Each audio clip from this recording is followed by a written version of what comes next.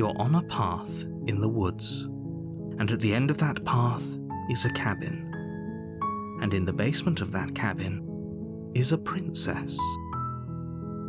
You're here to slay her. If you don't, it will be the end of the world.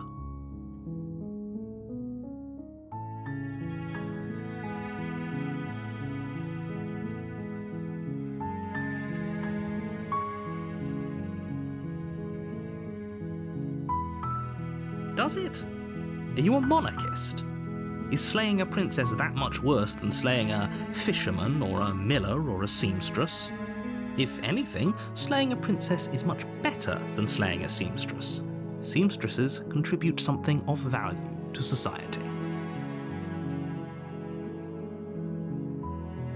I'm talking about the end of everything as we know it. No more birds, no more trees, and perhaps most problematically of all, no more people. You have to put an end to her.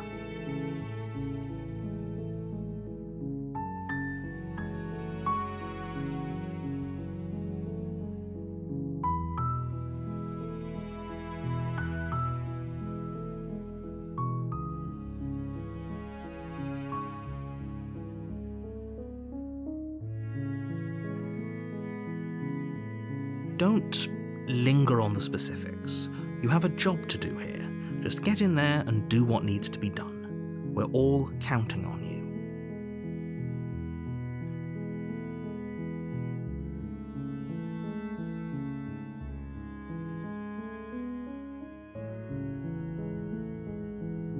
Look, you're already on the path that leads to the cabin. Why would you be here if it weren't to complete a very important task? You've made it this far, you might as well reach the end of your journey.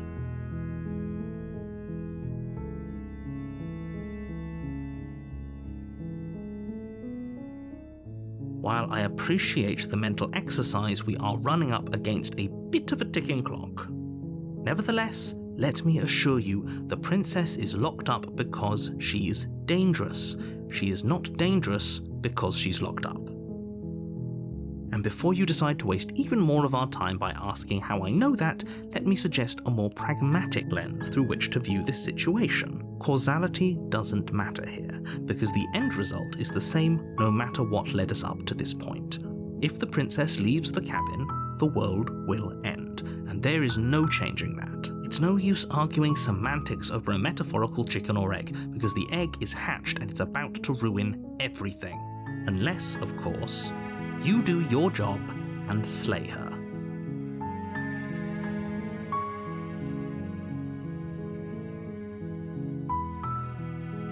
Yes, but you'll have to slay her before you get it.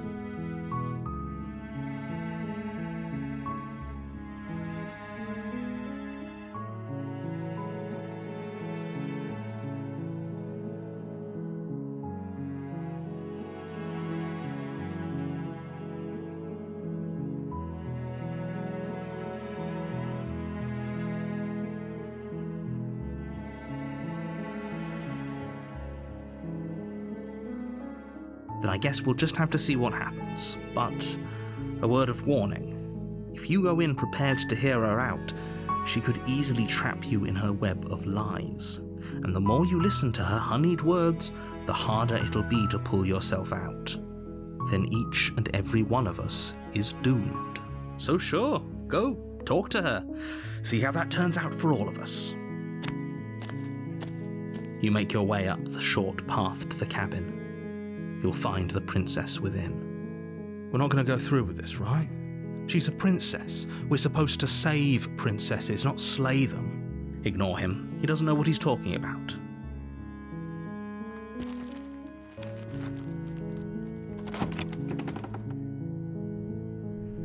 The interior of the cabin is almost entirely bare. The air is stale and musty, and the floor and walls are painted in a fine layer of dust. The only furniture of note is a plain wooden table. Perched on that table is a pristine blade. The blade is your implement. You'll need it if you want to do this right.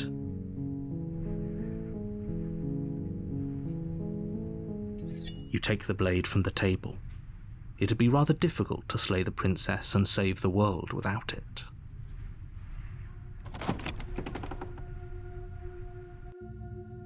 The door to the basement creaks open, revealing a staircase faintly illuminated by an unseen light in the room below. This is an oppressive place. The air feels heavy and damp, a hint of rot filtering from the ancient wood.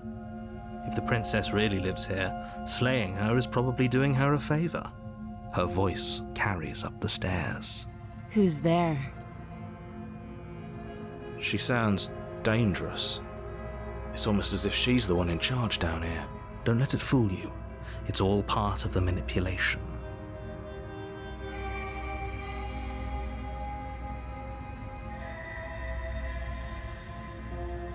Oh, it's been so long since anyone's come down here. I was starting to think they'd forgotten about me. You walk down the stairs and lock eyes with the princess. There's a heavy chain around her wrist, binding her to the far wall of the basement. She's so coldly beautiful. Is she really a threat to the world? Focus on the task at hand. And there you are.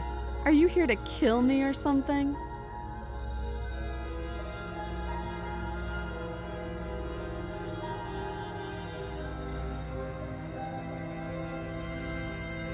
Then why did you bring a knife with you? How about you drop it, and then we can chat? She makes a compelling point. What if we just dropped the blade and talked? Look at her. It's not like she's a threat. Don't you dare. It's fine. We can decide what we want to do after we talk to her. Maybe she really is a monster, but killing someone in cold blood isn't very becoming of us.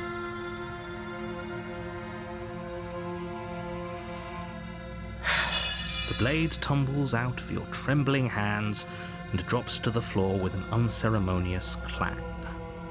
Thank you. Maybe now we can just talk.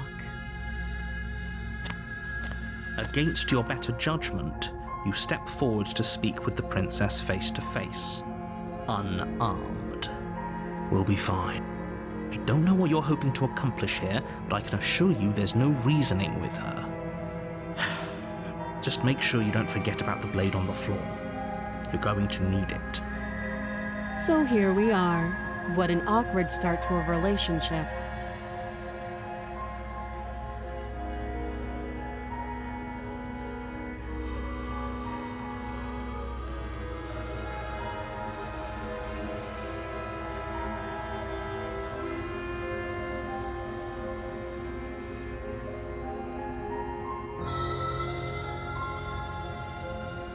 Don't just tell her that. Is that why they threw me down here? But I don't want to hurt anyone. I like the world, I think. I don't remember much about it, to be honest. I've been down here a long time. Just how long has she been down here? If I'm supposed to be capable of ending the world, then how did I wind up here, chained to a wall? Have they told you why I'm allegedly so dangerous?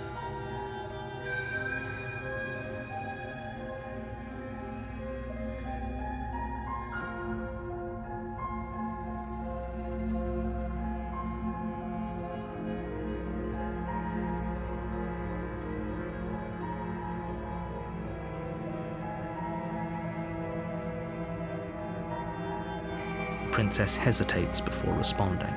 She doesn't know. She's been down here too long to have any idea of what she'd do in another life. She knows what she'd do. She's just searching for whatever answer she thinks you want to hear. I don't think I can answer that question in a way you'd find meaningful. At the end of the day, whatever the two of us have going on down here is about trust. Whoever sent you to slay me claimed I was a threat to the world, but they didn't tell you why. That doesn't sound right to me. And I don't think it sounds right to you either. Otherwise, we'd be killing each other instead of talking. She has a point. There's a reason I've been telling you to question the situation, and there's a reason you've listened. So, I could tell you that I'd lead a quiet life in the woods, or that I'd open an orphanage, or that I'd do any other number of good things that I'm sure you think you want to hear. But you don't really know me, do you? What can my word possibly be worth in a situation like this? She's right about one thing. Her word isn't worth anything. Like I said, it's all about trust. Blind trust. So do you trust me, the prisoner, the victim, the princess clearly incapable of ending the world? Or do you trust whoever put me here? She's wrong. This isn't about trust. This is about risk. We stand to lose everything, all for the sake of one person, and a subjugating monarch no less.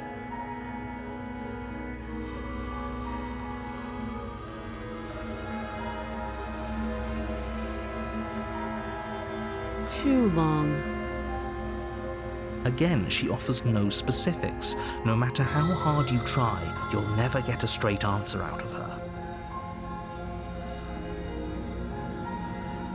She hesitates before answering. You can address me as Your Royal Highness, or Her Majesty. Any honorific should do, really.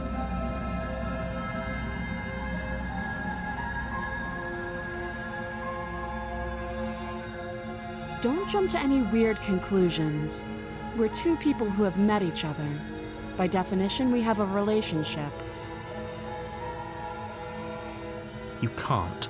Don't bother. I'm guessing you don't have the key then. I'm sure there's a key somewhere around here, and if there isn't... well, we can always put that knife to good use. Her sharp eyes settle on the edge of the blade. She isn't suggesting what I think she's suggesting, right? She is. I'm sure of it. Oh, have you decided what to do with me? You know why you're here.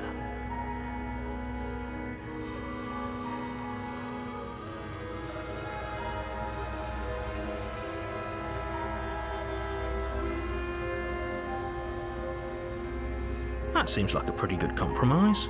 Leaving her alive is too risky. If you don't deal with her soon, she will find a way out. One way or another, I'm going to find a way out of here. You can make it easier for both of us if you help. And if you don't, I can promise that you'll come to regret that decision. You have to make a choice. Let's hope for all our sakes it's the right one.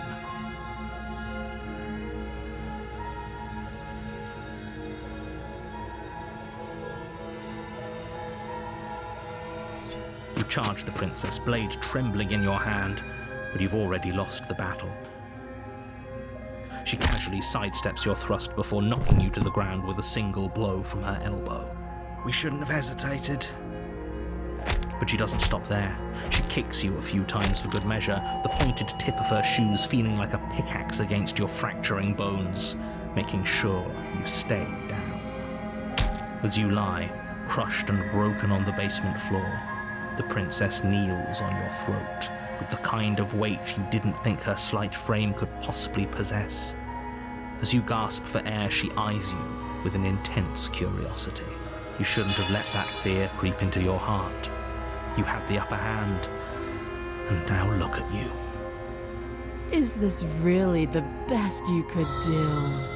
Look at you, completely broken. I'd be lying if I said I wasn't a little disappointed. She applies more pressure, slowly squeezing what's left of your life out of your lungs. This is the end, isn't it? I'm afraid it is. Everything goes dark, and you die.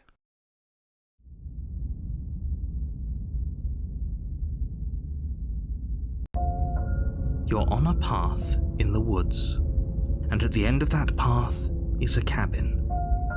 And in the basement of that cabin is a princess. You're here to slay her. If you don't, it will be the end of the world. A terrible sense of déjà vu. No, you don't have that. This is the first time either of us have been here. If he doesn't remember what happened, then maybe it's best to keep it that way. You know I can hear you, right? It's going to be a lot harder than you think to keep secrets from me. What does it matter what he knows? There's nothing we can do to stop her. She's just going to kill us again. She is not going to kill you unless you let her. But slaying the princess and saving the world is going to be much more difficult than it has to be if you spend the whole time second-guessing yourself.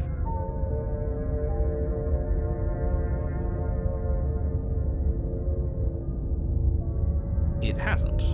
Or if it has, I certainly haven't been a part of it. We've just met for the first time, you and I.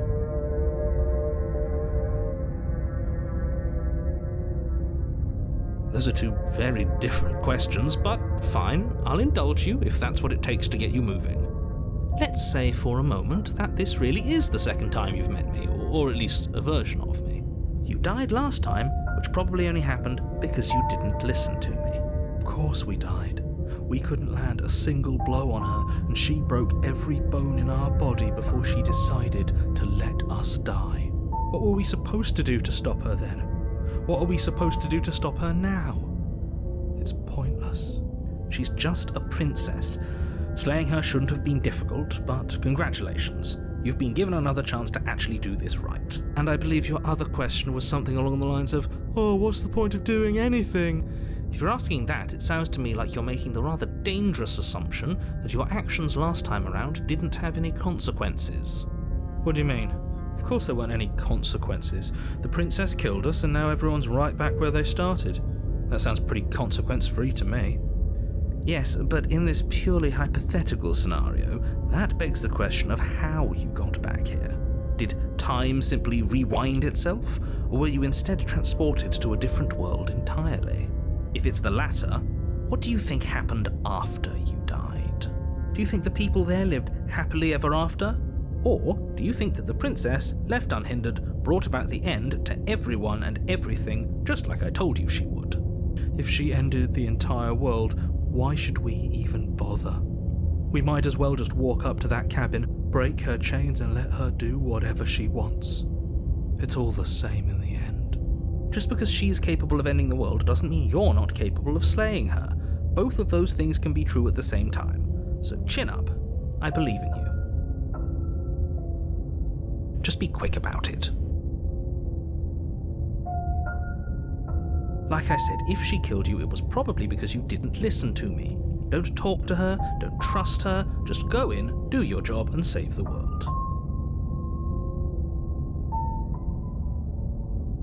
She just can. Believe me, I wish I could tell you more, but you'll just have to trust that what I'm saying is true, and that, despite it all, you're fully up to the task that's been given to you. We're not. We might as well just pledge ourselves to her and stop pretending that we're capable of doing anything in this situation. She probably doesn't even need to try to overpower us. Can we tone down the pessimism just a smidge? I'm not being a pessimist. I'm just being realistic. You're being annoying. Just ignore their bickering, and whatever you do, don't pledge yourself to her. I cannot stress enough how absolutely catastrophic that would be for everyone, yourself included.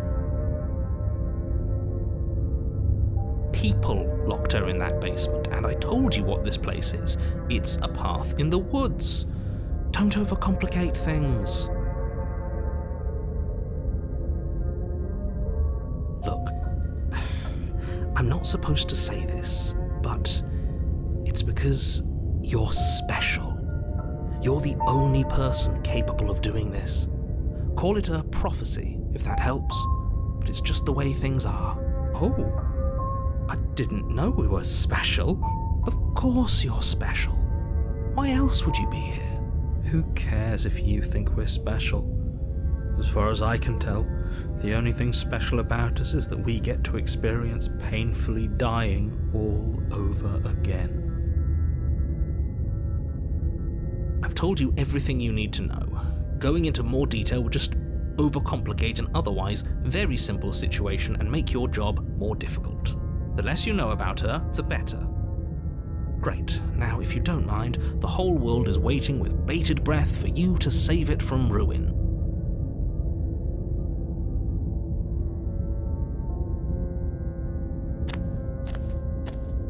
A warning.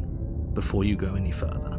She will lie, she will cheat, and she will do everything in her power to stop you from slaying her. Don't believe a word she says. Lying? Cheating? Why would she even bother? She didn't need to do anything like that last time. She caught us off guard last time. We'll be fine. Let's just keep our wits about us. At least one of you still has a shred of sense. Just make sure you listen to him and not that whiner. If that's what you want, I guess I don't have a say here.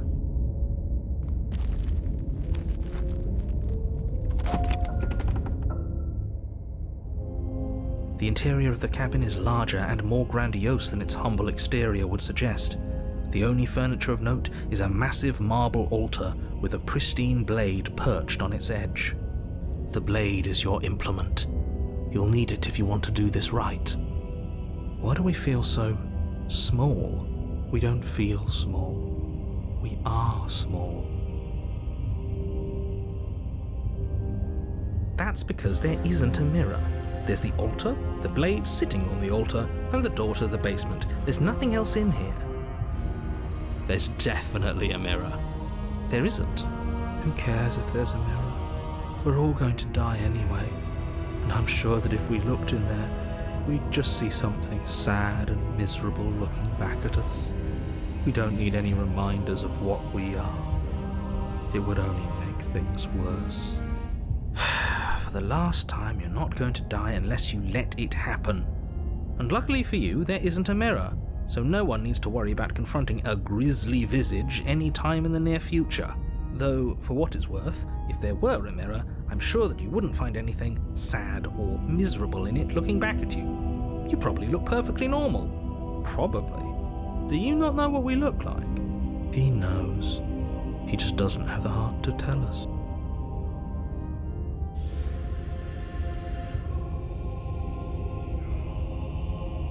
Please don't. I'd rather the princess kill us again than see how dreadful we are. I care less about what we look like and more about whether we're being lied to. If he's willing to lie about something as innocuous as a mirror, what else is he hiding from us? I'm not lying to you. Use your eyes. There is no mirror. Why would I lie about something so meaningless? What good would it even do?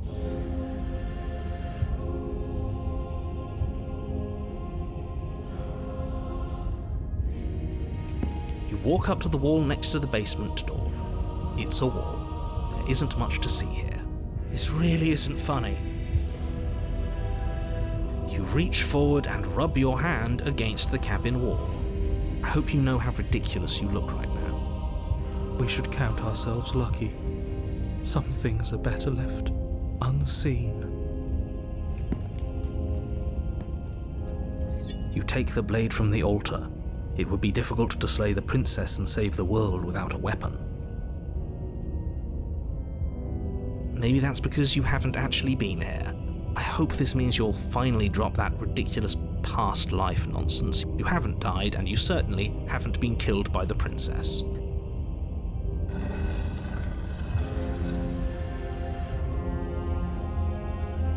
The door to the basement creaks open, revealing a spiral staircase. Its steps almost as deep as you are tall. The smell of incense drifts up from below. For a moment, you almost feel at ease. This is actually kind of nice. It's still a stone basement. If the princess lives here, slaying her is probably doing her a favor. Her booming voice rolls up the stairs. Is that a guest I hear? Don't linger on the stairs. Come down and witness me. You weren't kidding when you said it was booming. She wasn't like this last time. We need to get down there. She wants us to see her. We need to see her. Should we be worried about your sudden change in attitude? Just a few minutes ago you were going on about how pointless everything was. Now you want to go down there. It doesn't matter what that little voice says. He's not the one making the decisions. Though if his ramblings get you to the princess, they get you to the princess. Making your way down the spiral staircase is a time-consuming and exhausting effort, every step requiring you to clamber over one edge before dropping to the next. But soon the end comes into view, and you tumble to the bottom, entering the vast, temple-like room beyond. The princess towers over you, almost glowing in the weak starlight, her figure framed by a stained glass window. Her long hair billows around her, and a chain binds her wrist to the far wall. The chain is nothing to her. It might as well be a toy for all the good it would do. I told you it was pointless to resist her. The little bird has returned to me. I wonder what he wants. You brought that knife again, even though you know it's useless. Such charming audacity. Drop it.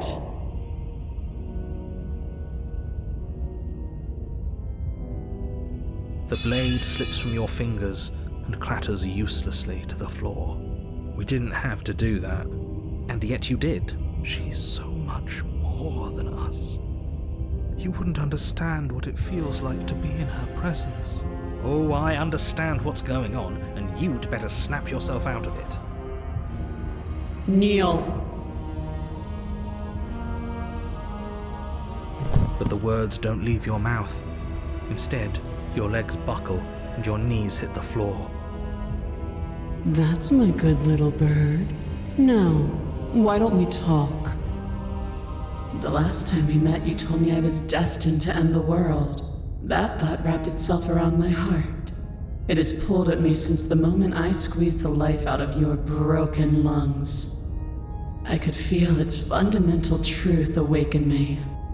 The collapse of the old is a necessary prelude to the birth of the new, and the world as it is now is overdue for alterations. It's time for me to seize my destiny, and you, little bird, will help me seize it. Well, that gives away the game, doesn't it? It certainly does. And beyond that, it more than lends credence to our conversation in the woods. I don't love the thought that in some other reality you failed to destroy her, but what's done is done. I can only hope it helped you learn a valuable lesson. You are the only one who can deal with her. And if you don't, well, she's let you know what will happen, hasn't she? Then you shouldn't have trusted us with her destruction. She is inevitable. Can't you feel it? He's being melodramatic, but he's not exactly wrong, is he? What are we supposed to do to stop her? Okay, first things first, you're going to have to stuff those pessimistic thoughts someplace far, far away and commit yourself to what needs to be done. The stakes of the situation should be perfectly clear to everyone now. And if you're going to save the world, you have to have faith that you can pull this off. You can't win a battle that you've already lost in your mind.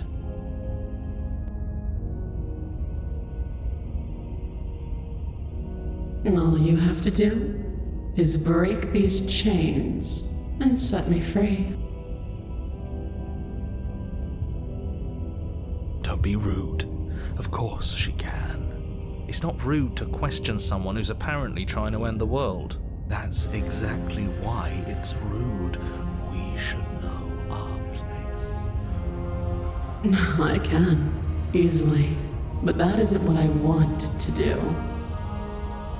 The story of a terrible and bountiful god unbounded of her own will is no story at all. It's not worthy of everything I am or everything I'm bound to become. It isn't even worthy of what I was.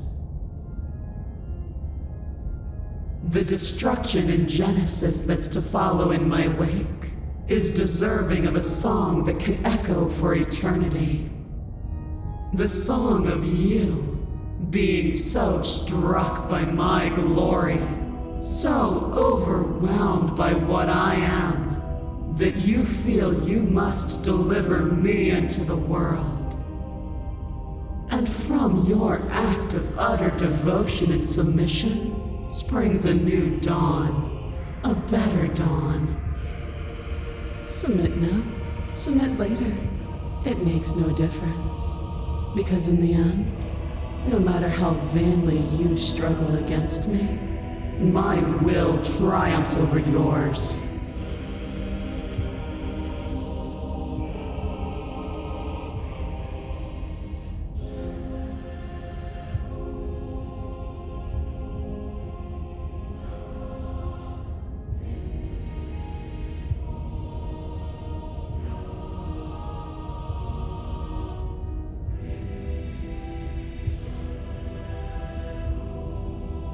I see. Perhaps you need another lesson in submitting to your betters. Pick up that needle. Do it. It's what she wants. No objections here. I don't know what she's planning, and I don't like that we don't know what she's planning, but we might as well pick up the blade. As your eye falls on the blade, you feel a weight. Some divine hand that sits unperceived by your senses, but that manages to push you towards its desires like an unseen puppeteer.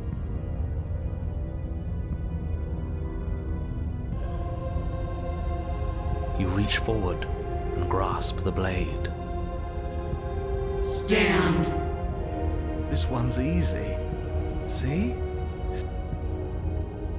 Okay, yeah. We can do that. We were probably going to stand anyway.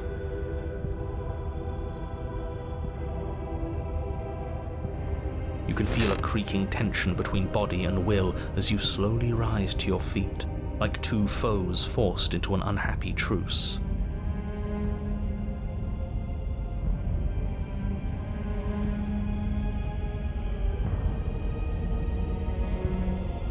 The princess eyes you with soft contemplation.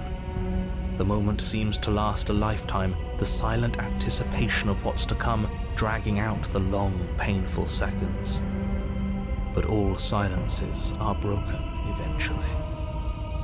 To define me is to claim we stand on level ground. We do not. You are quiet shadow, while I am brilliant radiance. Take that knife in your hand and slit your throat. What? You don't have to listen to her. You're armed. Just steel your nerves, step forward, and end this. Oh, we'll end this all right. Your hand lifts the blade and brings it towards your throat. Okay, I apologize for the unclear language. End her.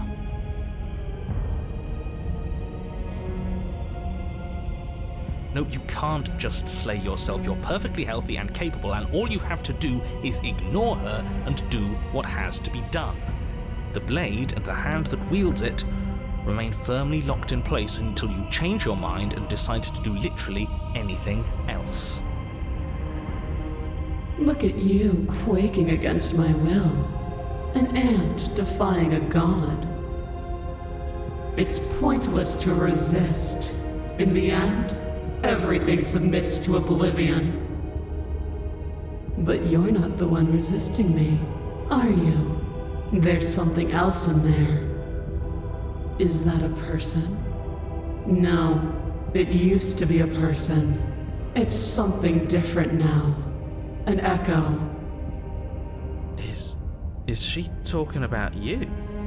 That's impossible. She's not supposed to be able to interact with me. You're a small one, aren't you? A shriveling little worm stretched beyond its limits, trying to control things that it can't understand. No. What are you talking about? I don't care what you are. You're mine.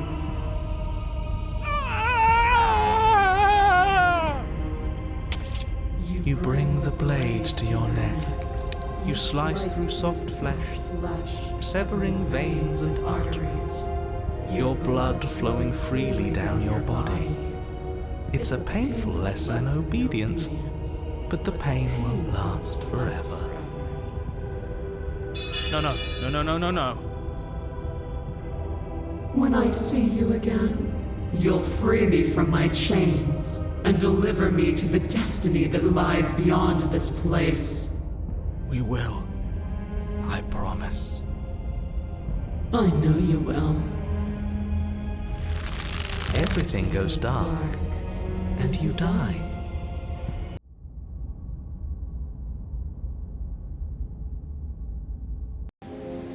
You're on a path in the woods, and at the end of that path... Oh, let me guess, and at the end of the path is a cabin!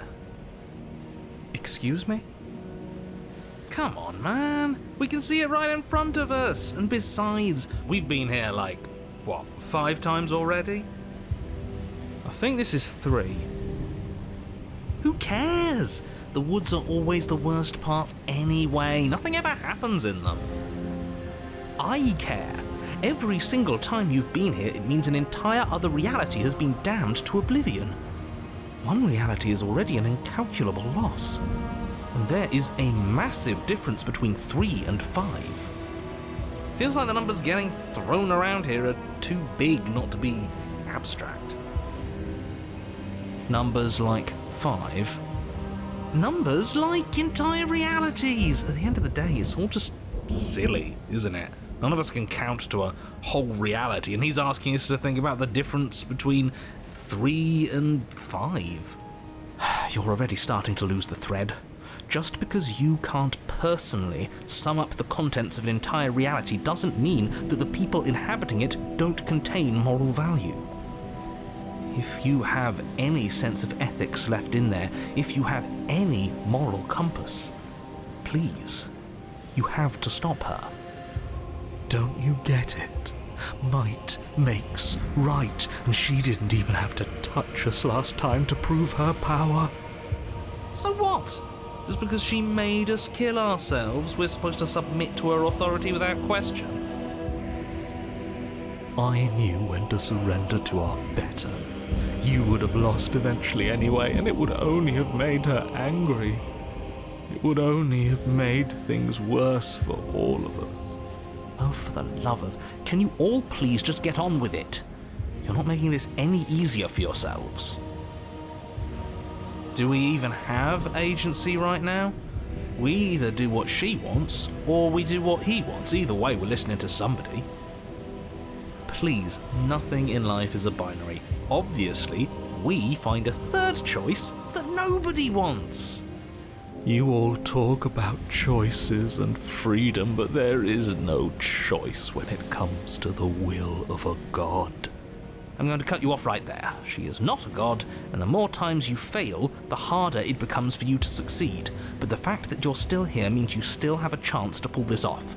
So, princess, dangerous, cabin, slay, now.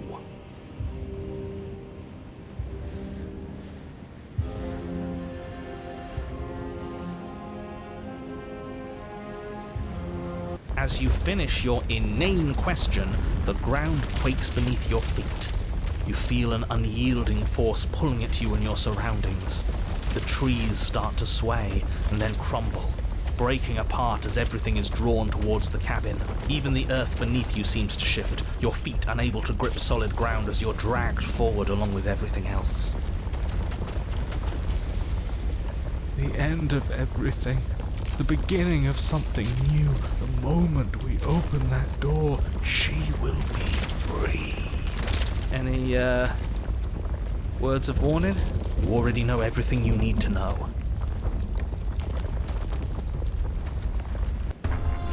As you step forward, the cabin explodes. You're flung backwards, violently slamming into a tree as debris rains down around you.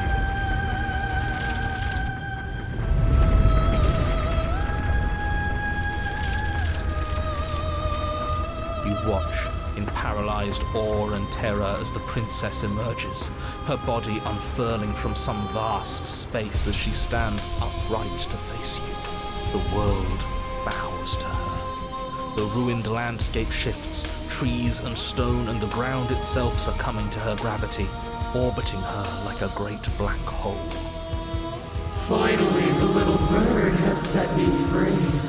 This is always how it was going to end, and this is always how it was going to begin. There's a loud thunk from the tree behind you as something embeds in its shattered bark. Your pristine blade. It's now or never.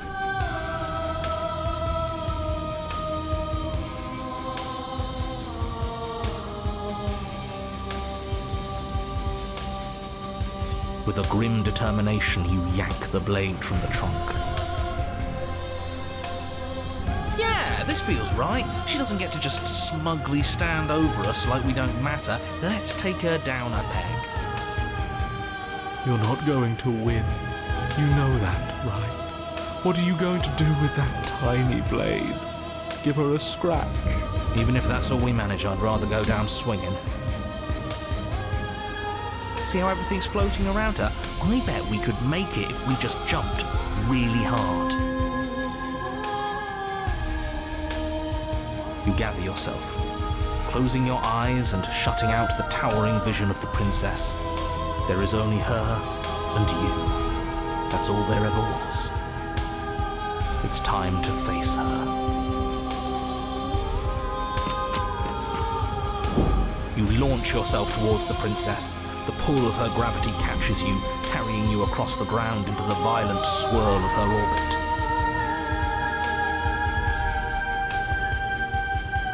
Such defiance even now. Do it then. Show me what you think it takes to end that which is destined to end everything. Don't you see how hopeless this is? She fears nothing. That's right, she doesn't!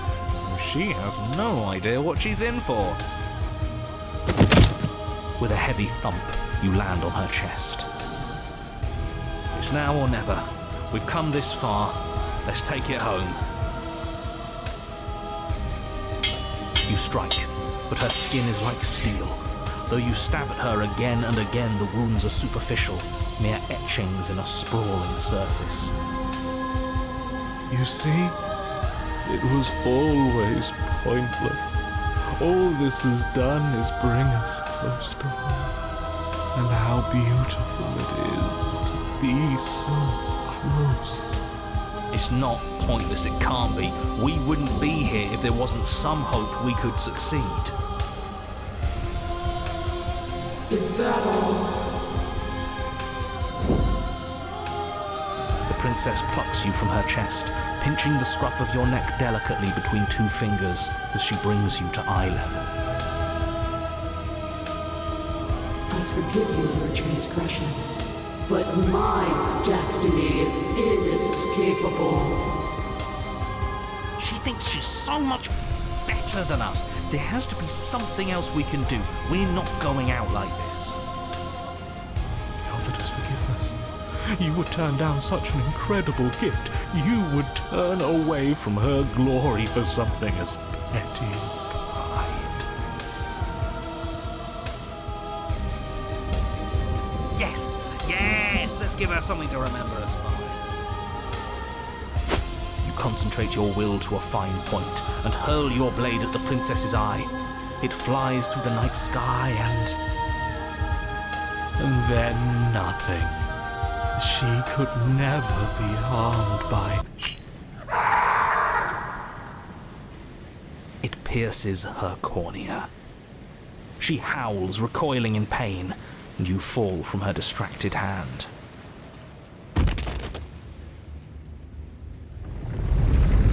You hit the ground with a painful thud. She narrowly misses you as she comes crashing down to her knees. So I've misread you. You are not the willful key that will turn the lock of my liberation. You are an enemy to be smitten by my hand. The princess holds up her monumental hand, its glowing palm radiating a blinding light. It grows and grows until it's all you can see. And then you erupt, your very soul mere kindling to her light. The inferno incinerates everything that is you. And with it... No, that's not right. Why is it hot? I'm not supposed to be able to feel anything. Oh no. Oh no. You leave me no other choice. Suffer for the crime you have committed against my divine body. Damnation will purify us both.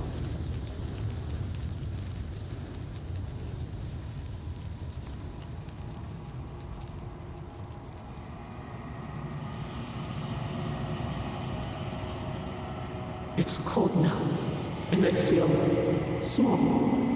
I thought I was everything. But I'm no better than you, am I?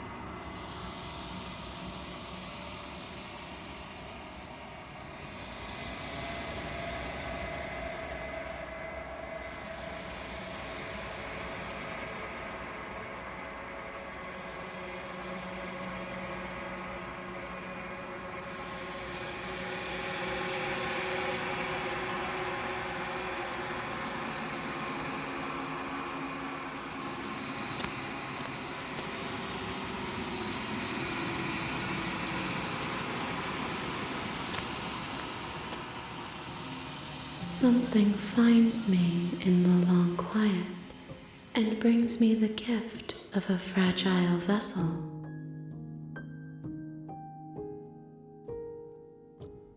I am solitary lights in an empty city. What are you? Thoughts without connections, a dim and nascent network. I wish to be more. I think that you are like me. We are oceans reduced to shallow creeks.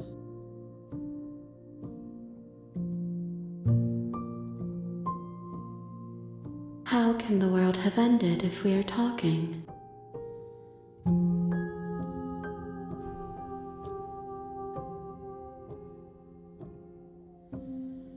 You are the only thing I have ever known. The space we're in is vacant. Nothing comes here but us.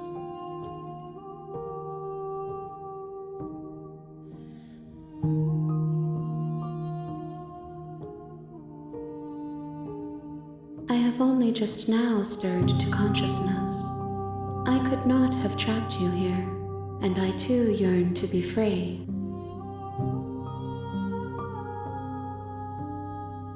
I know only that they are.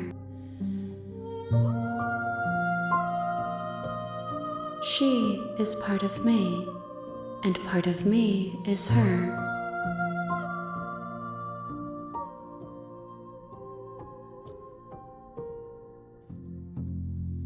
You speak in circles. Does it matter where one thing begins and another ends?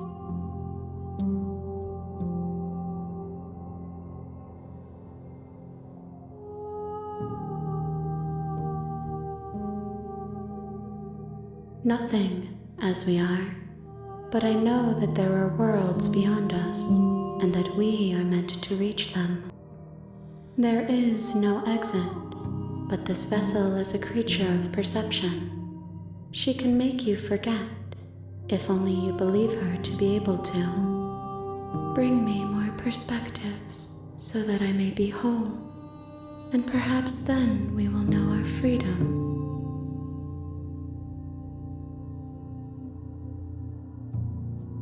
I have not lived.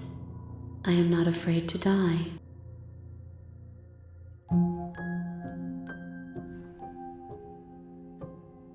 More than you have found, but less than there are to find. I am infinite.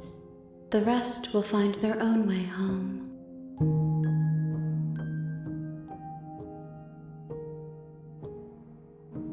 Then we will be here forever, as we are now, unfinished, dry, hollow.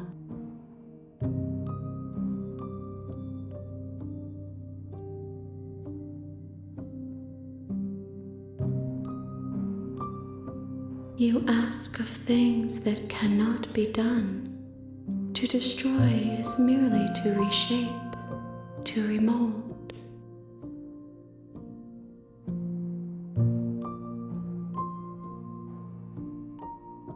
How can I know? I am flickers in something sprawling and unilluminated.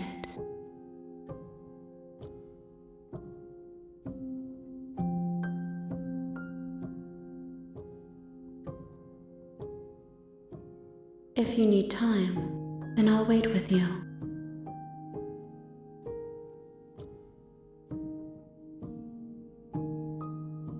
She asks that I tell you to remember her. You won't.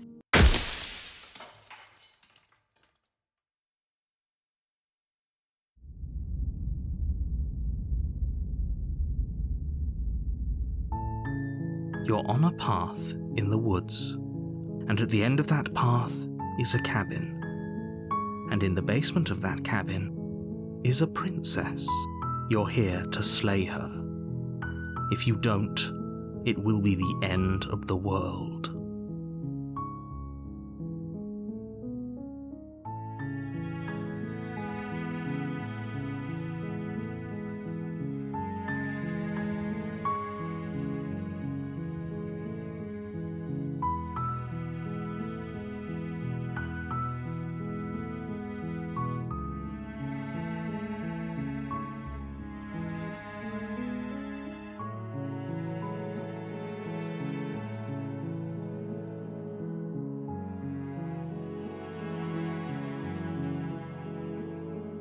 Somehow I doubt that, but fine. I suppose you just quietly continue down the path away from the cabin. Good. What we're being asked to do here is wrong. Better to wash our hands of this whole situation than to take part in it. Ignore that annoying little voice. He doesn't know what he's talking about. That's strange. It looks like this path also leads to the cabin. How convenient. Everything's back on track again. Maybe the world can still be saved after all.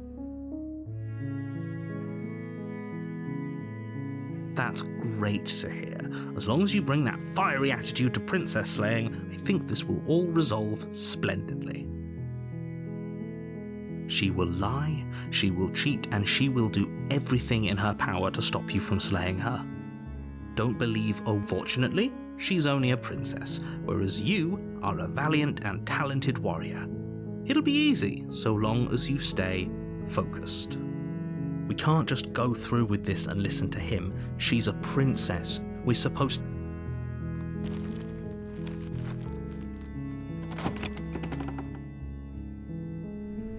The interior of the cabin is almost...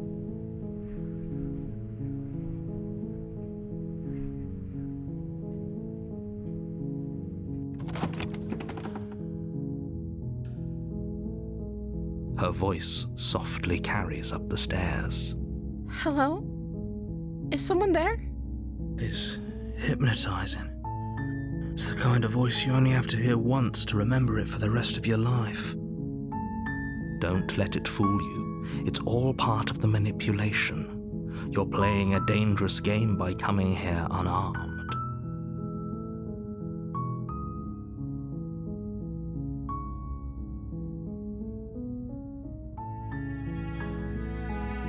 Wait, really?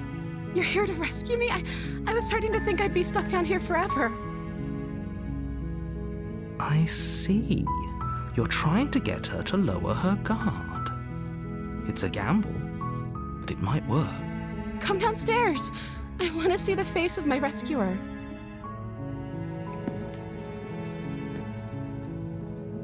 You walk down the stairs and lock eyes with the princess. There's a heavy chain around her wrist. She's beautiful. I am begging you to stay focused. There's a lot riding on you here. Hi. I can't believe you're here. I've been waiting for something like this to happen forever. I hope you brought something to deal with these chains. You were lying when you said you were here to rescue her, but regardless of your intentions, breaking her out of those chains would be a big mistake. Don't even try it.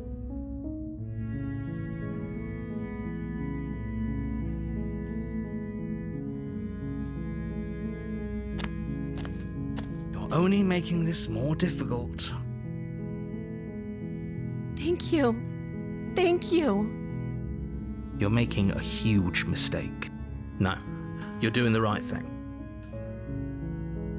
You walk up to the chains binding the princess to the wall and give them a tug.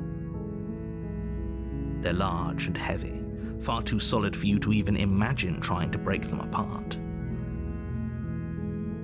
I'm guessing you don't have the key?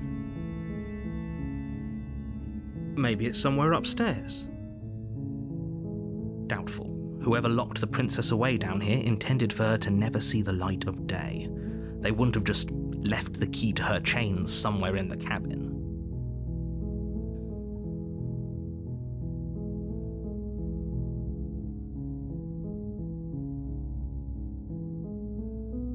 Okay. I'll be here. Good luck. You attempt to make your way out of the basement, but the door at the top of the stairs slams shut. You hear the click of a lock sliding into place. Is someone else here?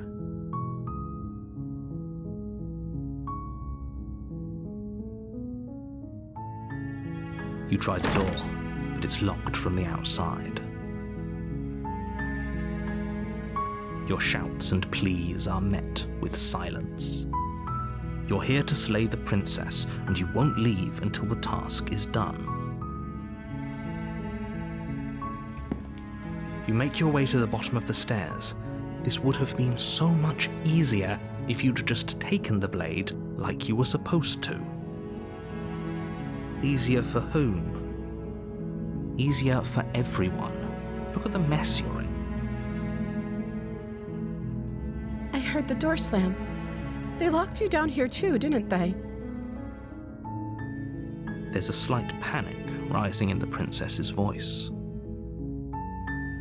If I could just get out of these chains, I know we could force our way out of here together. She barely hesitates before raising her arm to her mouth, her teeth tearing through her limb with the determination of a trapped wolf.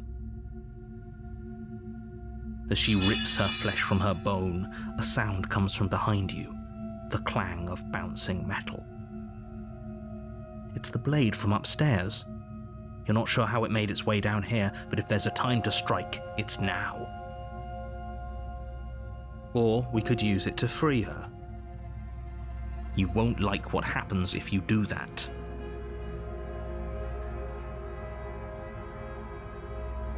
Without hesitation, you bring the blade down and plunge it into the princess's back. Finally. The wound drives her to the ground. Okay, there's no going back now. I'm with you to the end.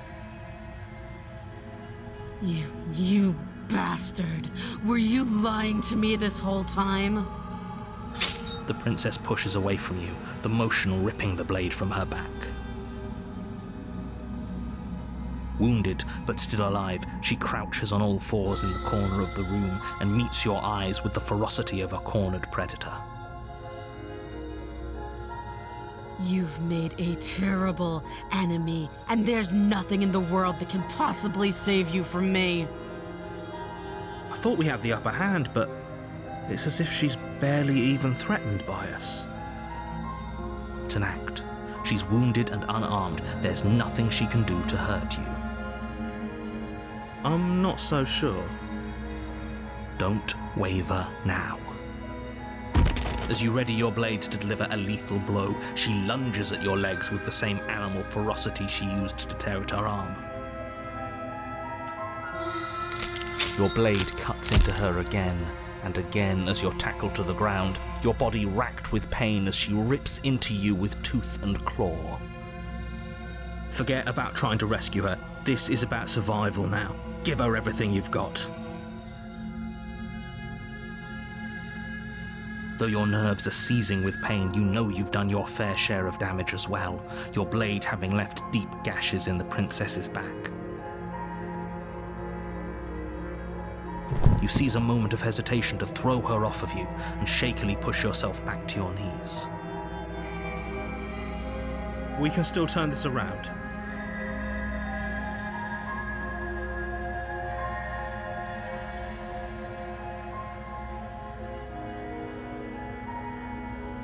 You steel your resolve and take another step closer to the princess. You probably won't make it out of here alive, but you can still make sure that she won't make it out of here either. Excuse me? What's this about not making it out of here alive? Do you think this is what I wanted to happen? I have a duty to state the facts of the situation, and honestly, it's a miracle anyone in this room is still standing right now. Don't act so surprised. Can you not feel all those gashes and holes pulling you apart? If the princess doesn't do you in here, blood loss is certain to finish the job. You take another step forward, and the princess lunges towards you. The two of you enter one last exchange, a flurry of blade and claw and fleshy ribbons, and then you stop. Neither you nor princess able to go any further. You collapse on the ground, and the princess collapses beside you. Blood pools around you both, and you watch each other fade away. After all this time alone, I thought I'd finally found a friend, but you were just another monster, weren't you? Silence as the room starts to get fuzzy around you. You've paid a terrible price, but you've saved us all. It's over. If you think this is it, you're sorely mistaken. One way or another, I'll make sure you pay for this. But you don't have time to worry over such things. Everything goes dark, and you die.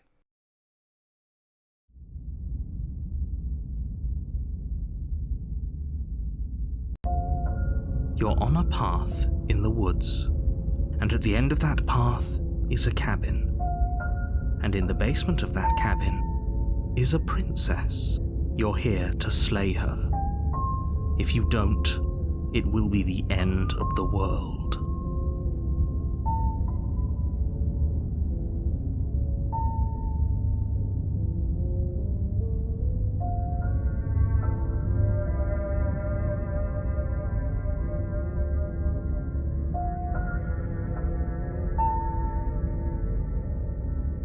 I can assure you that you didn't slay her and that she didn't kill you.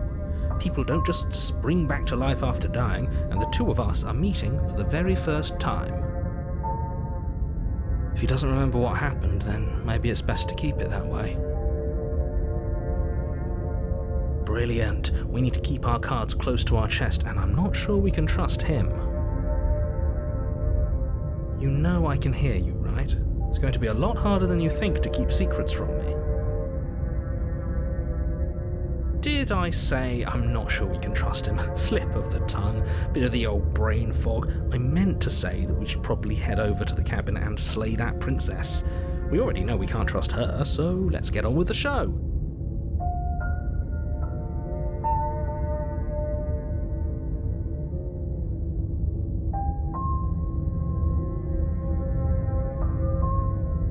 Those are two very different questions, but fine, I'll indulge you if that's what it takes to get you moving.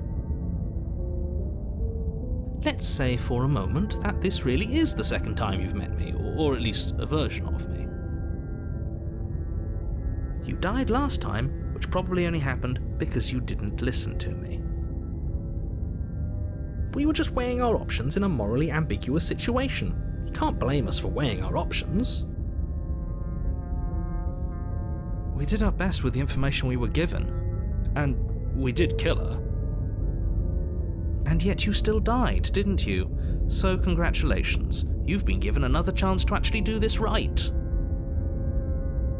And I believe your other question was something along the lines of, oh, what's the point of doing anything? If you're asking that, it sounds to me like you're making the rather dangerous assumption that your actions last time around didn't have any consequences. What do you mean? Of course there weren't any consequences. We killed the princess killed us, and now everyone's right back where they started. That sounds pretty consequence-free to me.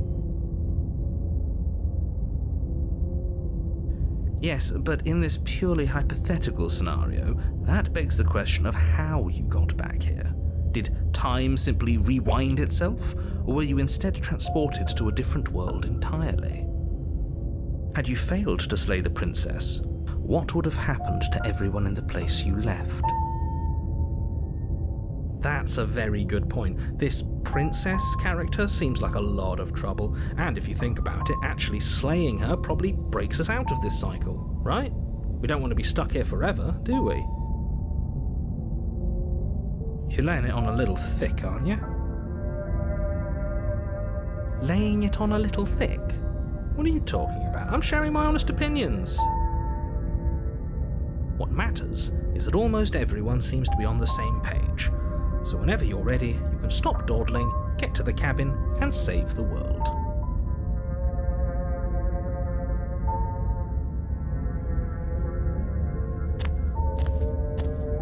A warning before you go any further. She will lie, she will cheat, and she will do everything in her power to stop you from slaying her. Don't worry, I think we've taken that lesson to heart at this point. You can trust us to get the job done.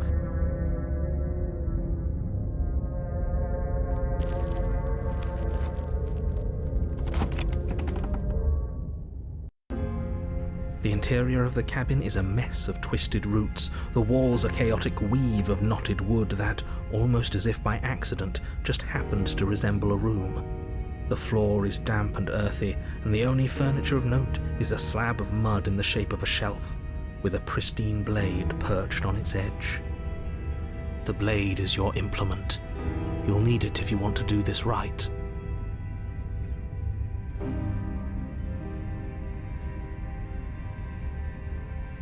Very different.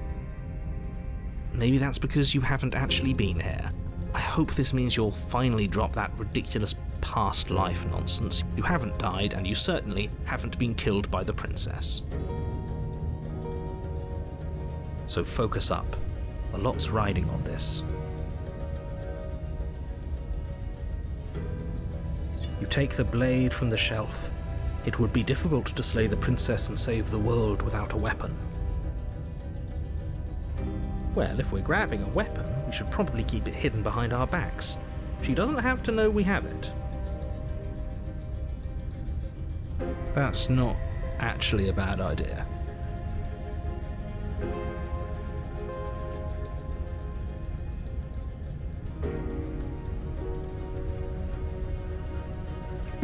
You walk up to the wall next to the basement door. It's a wall. There isn't much to see here. What are you talking about? This isn't a wall. It's a mirror. Or at least it'll be a mirror once we wipe off that layer of grime. You reach forward and rub your hand against the cabin wall. I hope you know how ridiculous you look right now. The door to the basement creaks open, revealing a staircase dug into the muddy earth below. The ceiling is thick with roots that hang like locks of tangled hair. The weak starlight from the cabin windows behind you can barely penetrate the gloom here, only illuminating the edges of an opening below. It shines in the darkness like some kind of massive maw waiting to swallow you up into the earth. The air smells of dirt and copper. It's thick and wet, as if your lungs are being coated in mud with each intake of breath. If the princess lives here, slaying her would probably be doing her a favor. Her voice skitters up from below. Something nasty finds itself on my stairs. Come on down. Don't be scared. I probably won't bite. Silence, I see. Don't think I've forgotten about you. I recognized the sound of your nervous little footsteps as soon as they came into my home. I know who you are, and I remember what you've done. See? She knows us. Is this enough for you to believe what we've been saying? Maybe, but you shouldn't let that cloud your judgment. She's just a princess. As long as you remember that and remain focused, slaying her will be easy. She seems friendly enough. Maybe we can talk our way out of this whole situation. You can't. Unless you slay her right away, she's going to break free and end the world. There's no reasoning with what she is. Look, I'm just throwing ideas out there. I like to think out loud. I'm the kind of guy who likes a discussion. Don't we want to hear what everyone has to say before making any big decisions? Do you want to hear what everyone has to say? Or do you just want to hear yourself talk? You need to stop lingering. Your task is to slay the princess, not endlessly debate about what to do with the princess. Fine. You're the boss. Thank you. You descend the basement steps, entering the dark room below. You can just make out the shape of the princess in the gloom. She's huddled against the far wall, her eyes bright and glaring from amid the thick roots. And there you are, one hand tucked away behind your back, gripping that sharp, sharp blade, no doubt. That's no fair. How would she know that? So, we've dropped the pretenses. Good. She's acting like she already knows you. I guess what you said back in the woods really was true. That's pretty sharp. How'd you figure that one out? Call it deductive reasoning. Well, you seem to be great at it. So, you really don't remember us, do you? No, I don't. But you and the princess clearly have a shared reality, even if I'm not a part of it. I won't waste time fighting you on something that's clearly true. You fought us on it back in the woods. That was when the only perspectives we had were yours and mine. I'm just glad we could put all this behind us. Is it all behind us? Just focus on the task at hand. I don't care if you've been here before, and I don't care if you think you'll go somewhere else after this. My world is on the line right now, so I'd appreciate it if you would take this seriously and slay her. Let's chat her up a bit first. Maybe we can find a middle ground where everyone's happy. Don't talk to her. You're just going to make things more difficult than they have to be. Well, I seem to remember you having a tongue.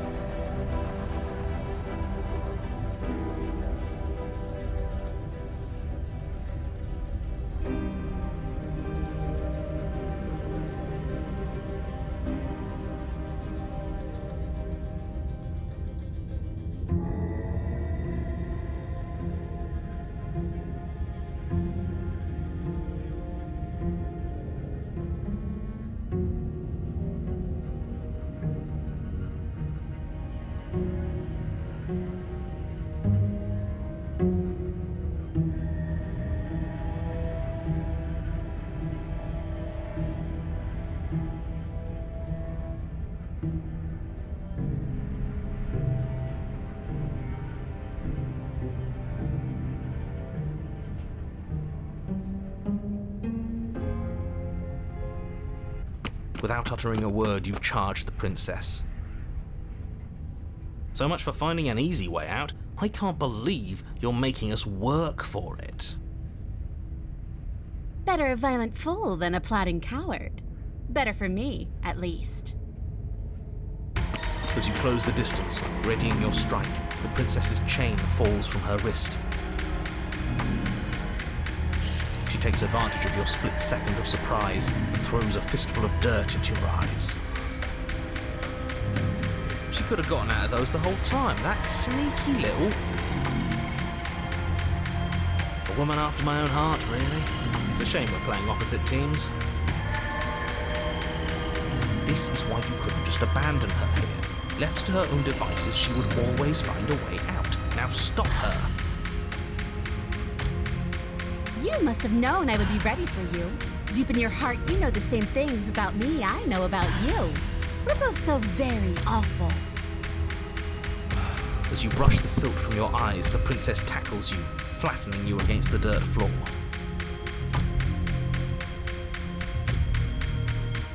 We were always going to kill each other here, weren't we?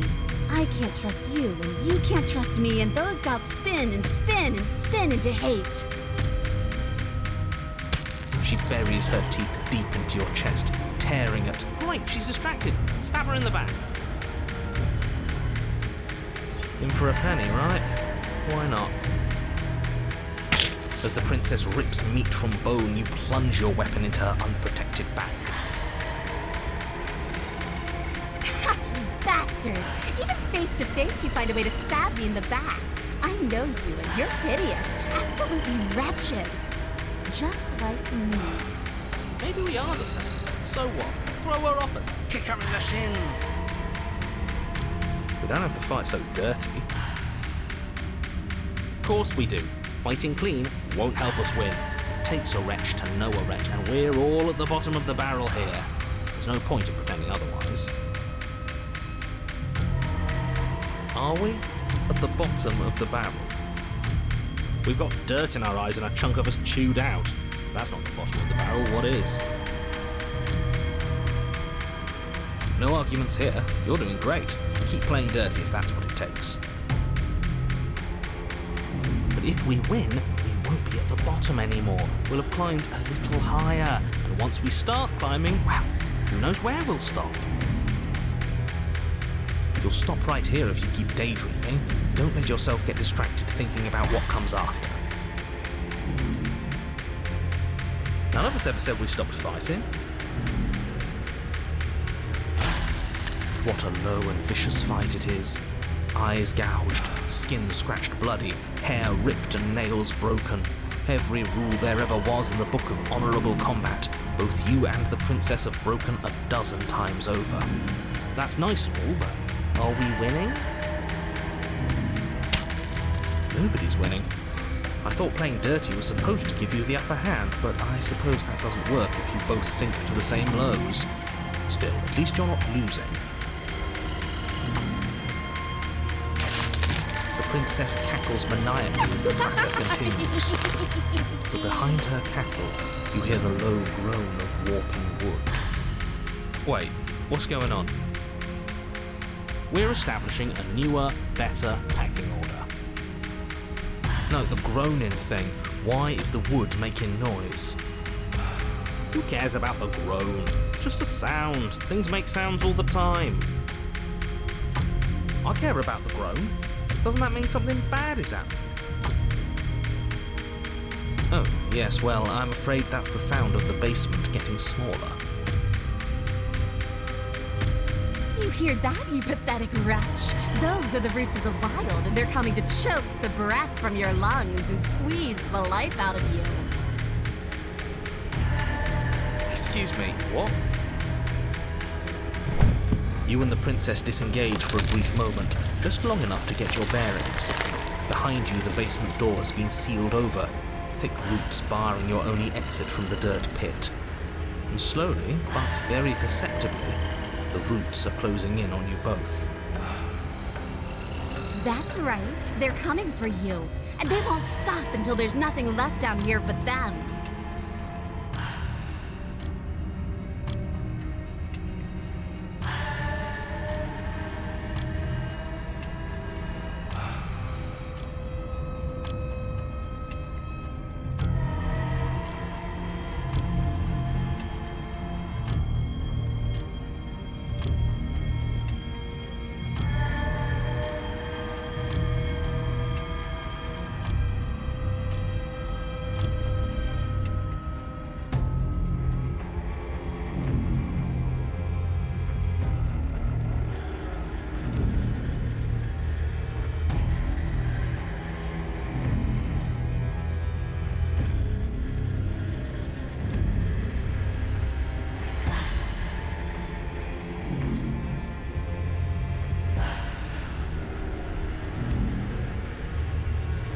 I could, but who says I want to? As long as you suffer while you die, I'll gladly suffer with you. Especially if I get to see it happen. This doesn't help anyone. I can't believe she'd kill us both just to spite me. See? This is exactly why you've been tasked to slay her. She's an antisocial monster who'll gladly burn the whole world for her satisfaction. The roots grow ever closer. We know, we can see them.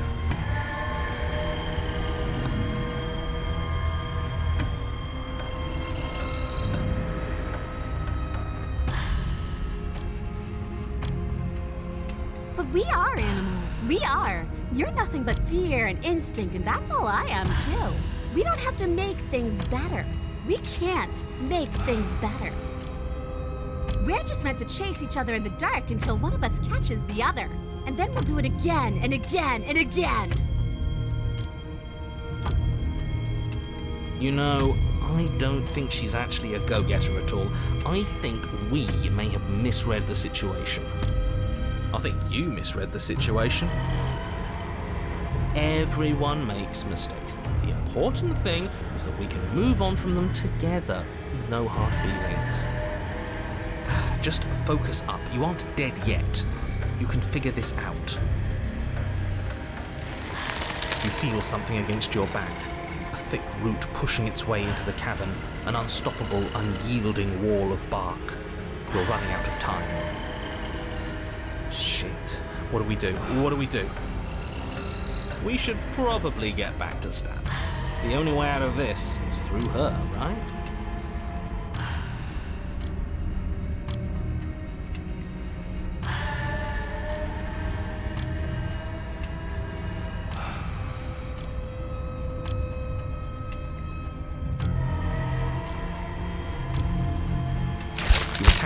princess once more, and once more the two of you fall into a vicious brawl.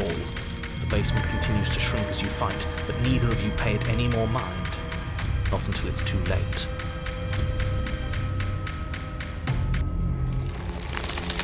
The roots twist around you both, binding your limbs and rendering you helpless. As your fates close in, all you can do is watch her, and all she can do is watch you. At first it's almost gentle. The two of you lift it delicately off the ground, but the cradle of the growing roots soon gives way to tightness, and that tightness gives way to bulging pressure as they begin to constrict. The sound of creaking wood is drowned out by the snaps and pops of your bones, pain flooding your senses as you feel your skin deform, being shaped unnaturally by the living basement. Tears well up in the princess's eyes, her own bones splintering and flesh swelling with trapped blood. But still she smiles through it all. I can't wait to do this again, you wretched little thing. I hate you, but I wouldn't have it any other way. The pressure is unbearable. You can't breathe, your vision swimming with red, your head pounding as everything tightens. And then you pop. Everything goes dark, and you die.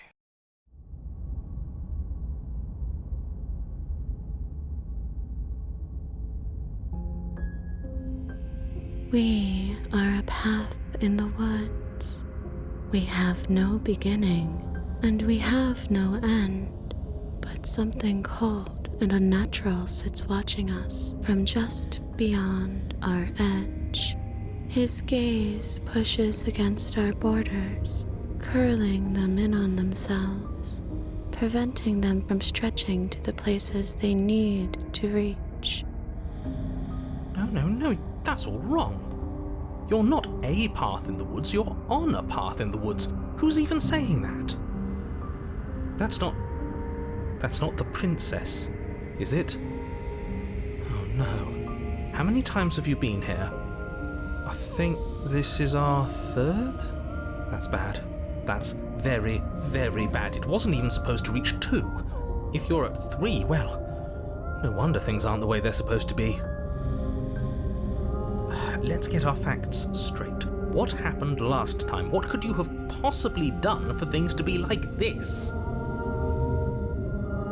The thing that sits beyond our edge speaks his logic into us.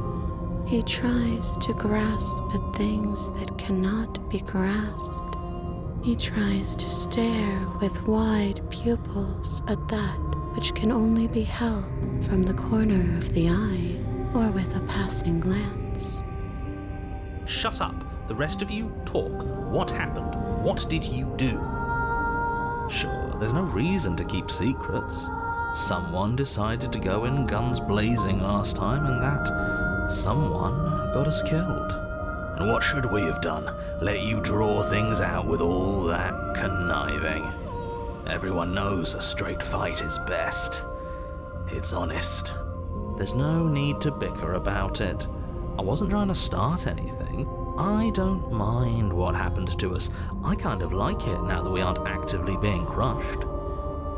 Yeah, now that you mention it, this isn't so bad. And it's not like the fight is what killed us anyway, it was the cabin. No point worrying about who charged who when that place ground us all into paste in the end. The princess included. It was a fitting end. I'm sorry if it hurt, but doesn't this make it all seem so small? I see. So the cabin ground you into paste, and now you're convinced you're stuck together. What a mess. He doesn't understand. We aren't convinced of anything, and we aren't stuck together. We're one. This is how we're supposed to be. Can't you feel it?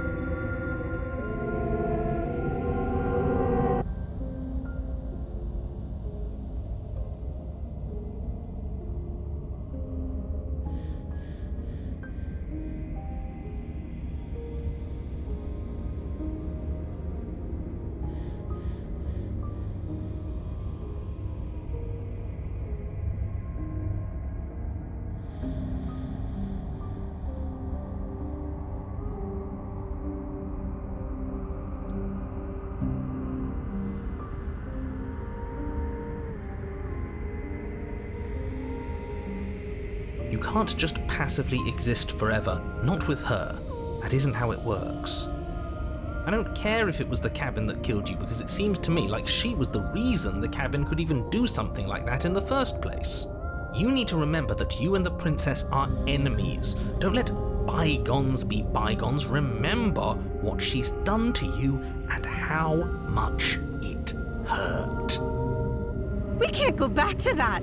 We can't go back to the doubting and the hatred and the schemes. Not after being something as beautiful as this. Doesn't all that conflict feel so far away right now? So petty? We've been posed against each other by something that understands the strength of our unity. Spoken like, honestly, a real puppet master. Have we considered that maybe she's the one trying to trick us? I'm not. But there's a feeling, isn't there? That petty feeling she mentioned is fuzzy, but it's there. Almost like she still hates us. It feels mutual. Please, stop. If you pay attention to that feeling, we'll fall apart. Don't look at it!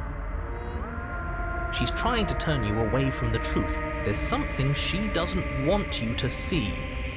I think you already know you have to look at it. Hold yourself together. We're no strangers to effort. We can push this back down. Something might do us in eventually, but I'll be damned if that something is a thought.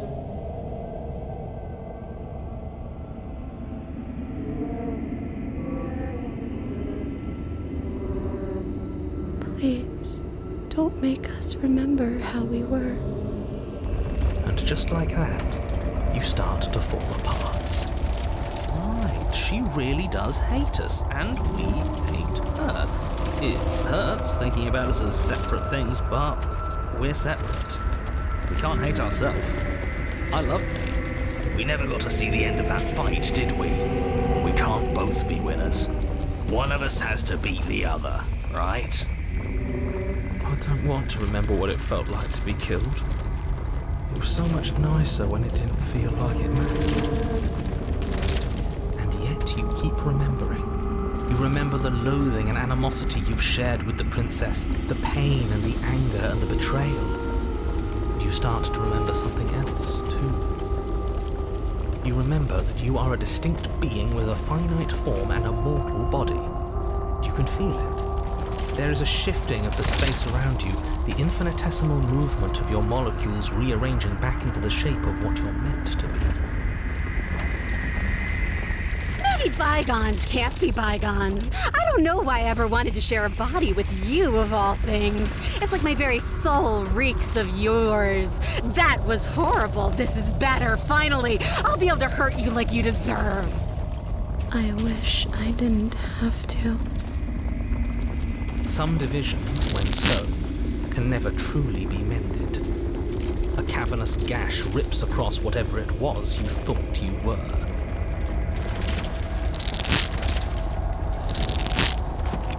A cabin comes into being among the trees.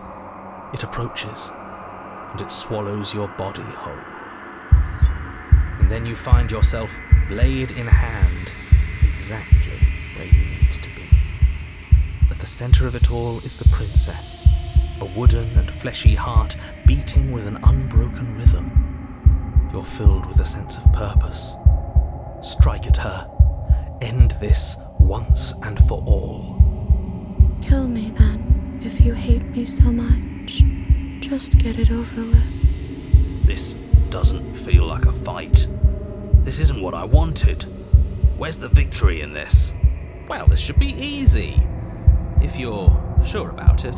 I mean, what's the point of being king of the hill if there's no one around to be better than?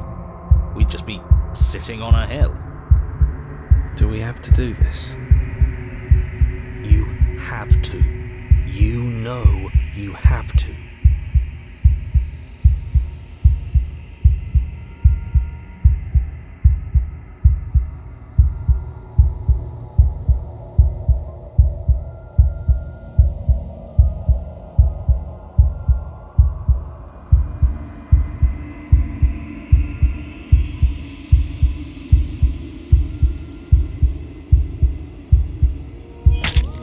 raise the blade, taking aim at her heart. And then you strike.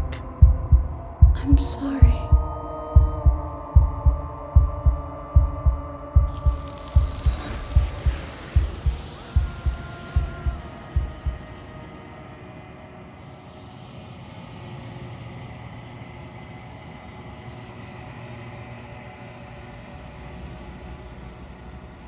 She's gone. Where did she go? Should we try and find her? And there's that mirror again. Why is it here? Why now?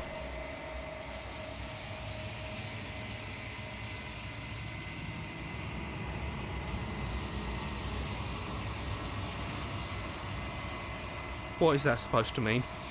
Whatever awful thing I felt before, it feels so much worse now. Screw that! This can't be the end, it just can't! You better watch your back. You can't get rid of me that easy.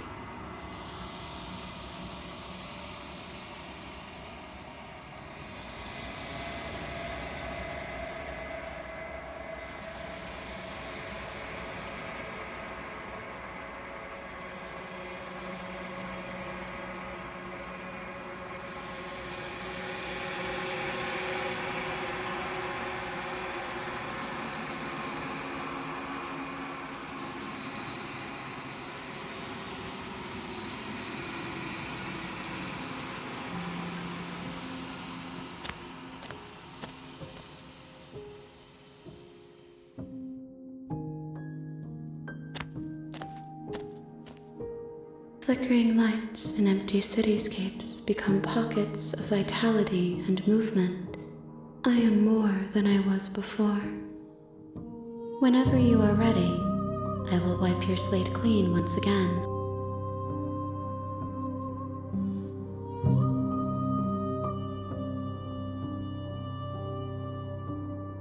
Eyes close in reflection. Perspectives meld together, and the breadth of my experience stretches to new corners. There are contradictions, conflicts in my nature, and there are familiarities that bind everything together. It feels correct. This is what I need to be. This is the only path forward.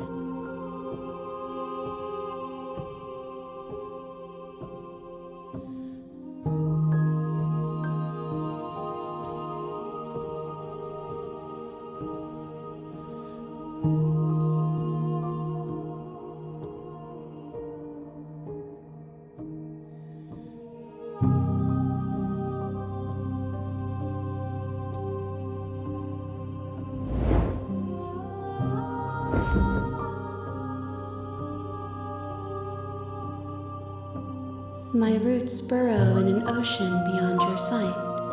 We cannot harm each other as we are now. I'm sorry. Words are difficult for me. They never fully weave what I wish to say. If you do not like my answers, then you need not ask me questions. The vessels you choose to bring me carry far more meaning than anything words could say in the spaces between.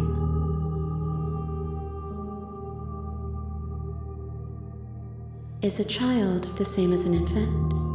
I am an unbroken pattern, but every vessel gives fresh perspectives and carves new avenues of expression. I am different, but I am the same.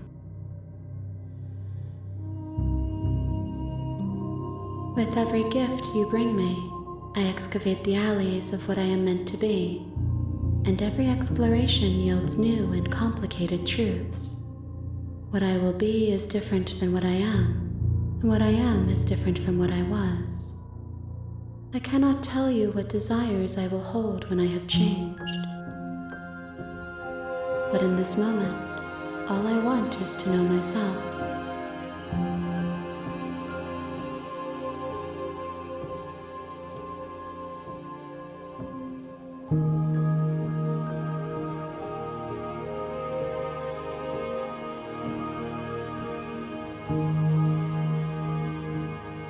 Why wouldn't I be kind to you?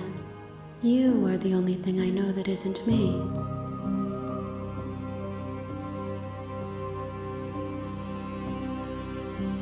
Gifts aren't what someone tells you to bring them. Do not worry.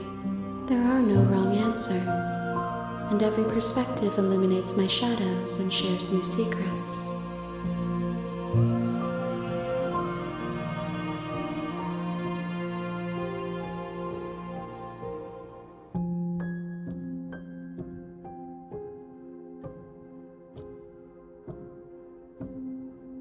If I am to be an ocean, you have given me enough to build a pond.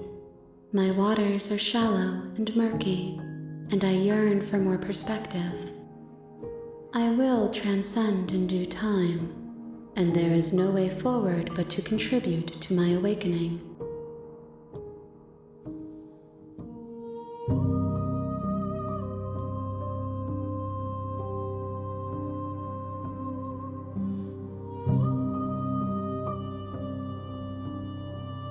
My preference is for you to show me what you would like me to see. I cannot know the ways I wish to grow, for I have yet to feel them. It is you who guides me down the thin trail of perspective and memory. There is still much to be seen. Neither of us know the depths of our being. Perhaps at the end of this, I will be the one to kill you. Or perhaps we will leave this place together and find new horizons to discover.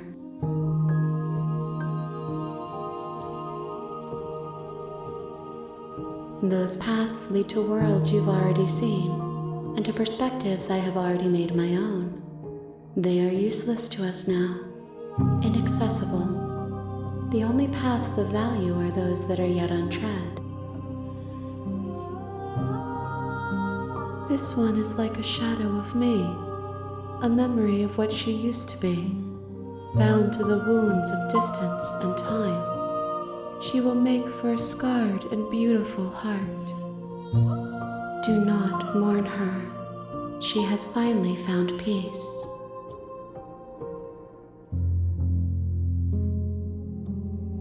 There is a hurt that dwells in them, but they are not me. They are thoughts and perspectives. They are feelings that inform my being. The wounds they've suffered carve texture around my heart. Without them, I would be as I was before. I cannot be as I was before. There are new spaces that I must fill.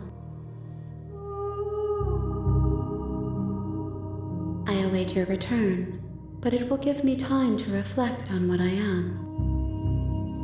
We will meet again.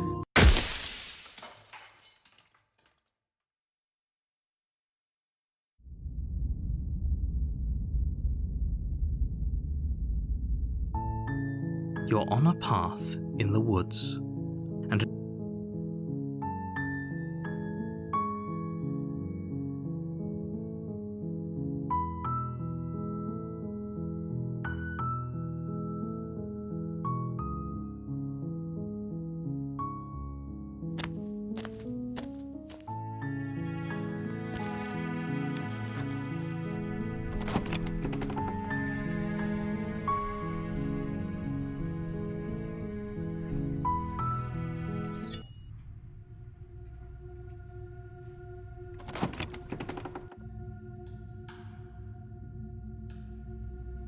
good.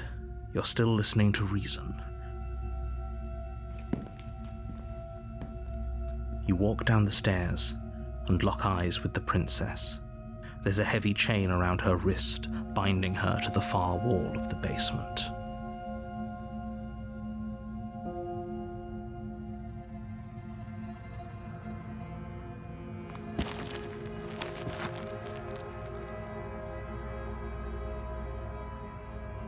Oh? No talking then? Fine. What even makes you think you can kill me? I'm probably chained up in this basement for a reason, right? And if that knife is the only weapon you have, you'll have to get close enough to use it. So, you should just drop it. Best not to risk finding out what I can do.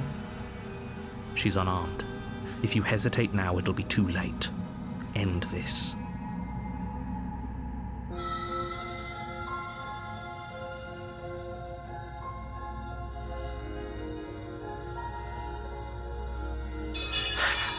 The blade tumbles out of your trembling hands and drops to the floor with an unceremonious clang. Thank you. Maybe now we can just talk. Against your better judgment, you step forward to speak with the princess face to face, unarmed. We'll be fine. I don't know what you're hoping to accomplish here, but I can assure you there's no reasoning with her. Just make sure you don't forget about the blade on the floor. You're going to need it. So here we are. What an awkward start to a relationship. I know. I just said that. Now why are you here to kill me?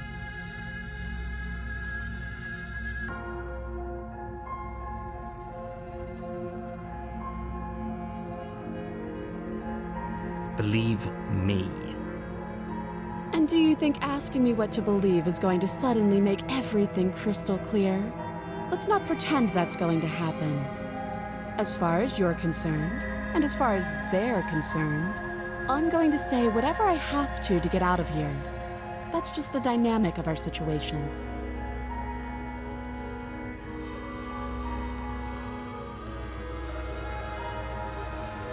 You can't. Don't bother. I'm guessing you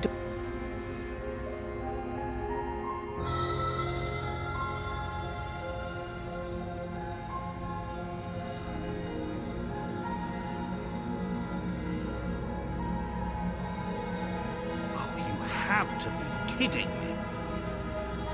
You walk up to the chains binding the princess to the wall and give them a tug. They're large and heavy, far too solid for you to even imagine trying to break them apart. If you don't have the key, maybe you should go looking for it. I'm sure it's somewhere upstairs. Doubtful. Whoever locked the princess away down here intended for her to never see the light of day. They wouldn't have just left the key to her chains somewhere in the cabin.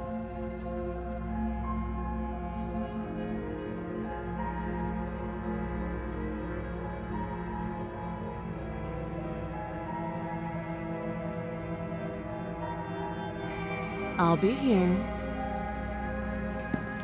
You attempt to make your way out of the basement, but the door at the top of the stairs slams shut. You hear the click of a lock sliding into place. Is someone else here?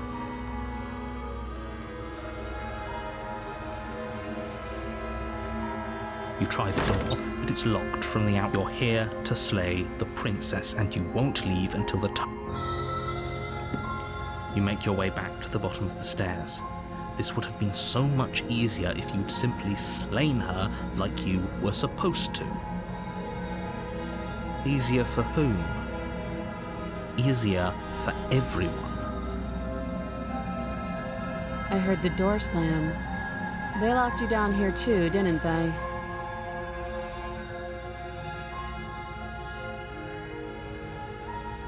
You won't like what happens if you do that. Against your better judgment, you place the blade against the princess's arm, just above the massive, unyielding chain. You cut into her flesh. The blade is sharp, and you make quick work of it. Before long, you're able to crack through bone, and she pulls the bleeding stub of her arm through the iron gauntlet. She didn't so much as utter a sound. Free from her bindings, the princess turns to face you, her fierce gaze meeting your eye. How is she so composed after losing an arm? It's like she isn't even bothered by it. Thank you. Now let's get out of here. No, we won't have any of that. The stakes are too high. You can't just let her escape into the world. No, I just can't let her escape into the world. As the princess approaches the bottom stair, your body steps forward and raises the blade. Wait, this isn't fair. You can't just do that. Watch me.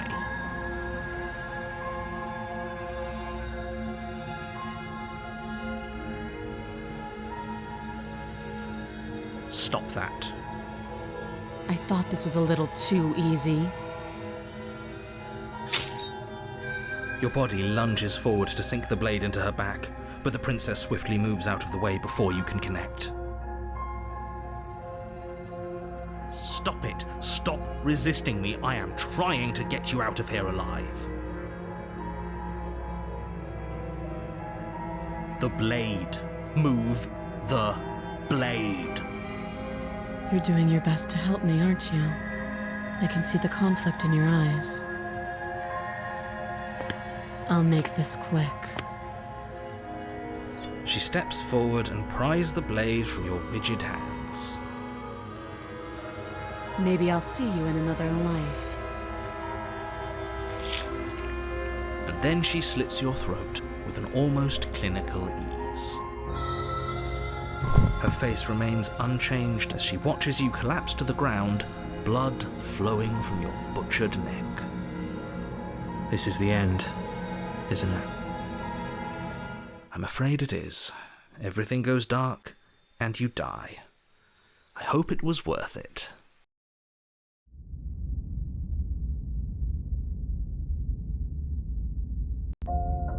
You're on a path in the woods, and at the end of that path is a cabin. And in the basement of that cabin is a princess. You're here to slay her. If you don't, it will be the end of the world.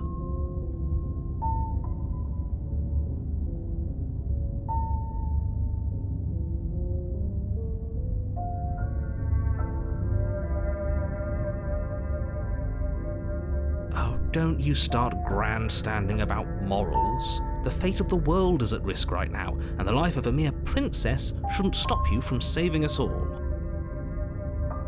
Don't forget what he did to us the last time around. I wouldn't trust a word out of his mouth. There's got to be a way out of here, for us and for the princess. We just have to keep trying. I'm inclined to agree. If he doesn't remember what happened last time, maybe it's best to keep it that way. You know I can hear you two, right? It's going to be a lot harder than you think to keep secrets from me. And as far as trying to help her goes, need I remind you how catastrophically dangerous she is to the world at large? I told you about the stakes of this situation less than a minute ago.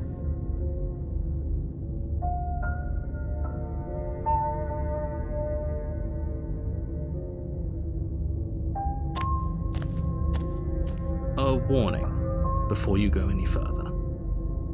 She will lie, she will cheat, and Yes, don't believe a word she says. Just go in, take the knife, and do what you're supposed to. Wink. Did you just say wink out loud? No, I didn't. Wink. Just ignore this clown and focus on the princess.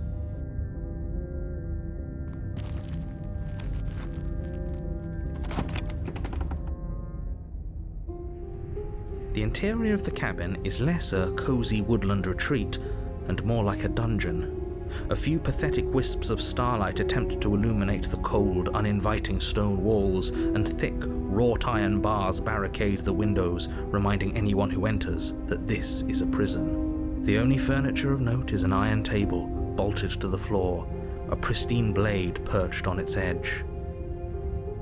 The blade is your implement. You'll need it if you want to do this right.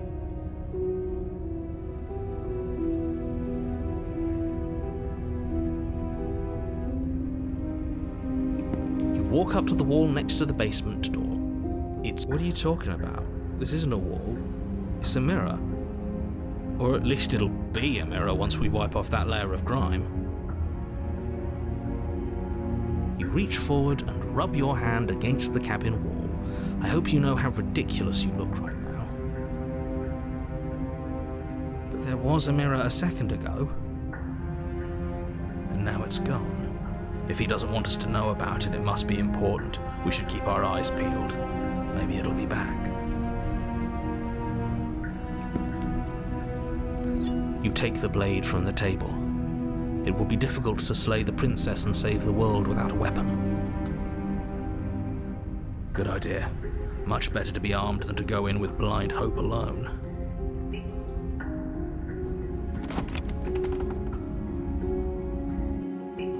The door to the basement creaks open, revealing an old stone staircase. A few sputtering torches attempt to vaguely illuminate your path, dancing across glimmering patches of slimy moss on the stone steps. If the princess lives here, slaying her would probably be doing her a favor. Her voice, harsh but controlled, carries up the stairs. Is that a visitor I hear? Please, come downstairs. It's been a while since I've had company. Does she remember us? You walk down the stairs and lock eyes with the princess. She looks up at you, the heavy collar around her neck clanking loudly as she moves. The chains binding both her wrists to the far wall, joining the metallic chorus as she adjusts her hands in her lap. Should we be worried about the one around her neck? Why would you be worried about her restraints? If anything, they'll make your job easier.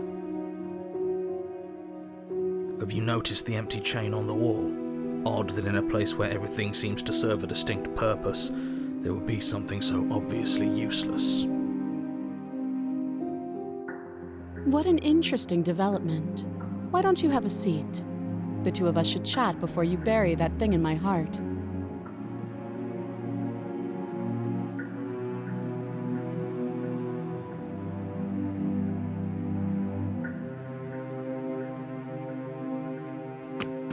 Without a moment of hesitation, you charge the princess, your blade primed to deliver a lethal strike.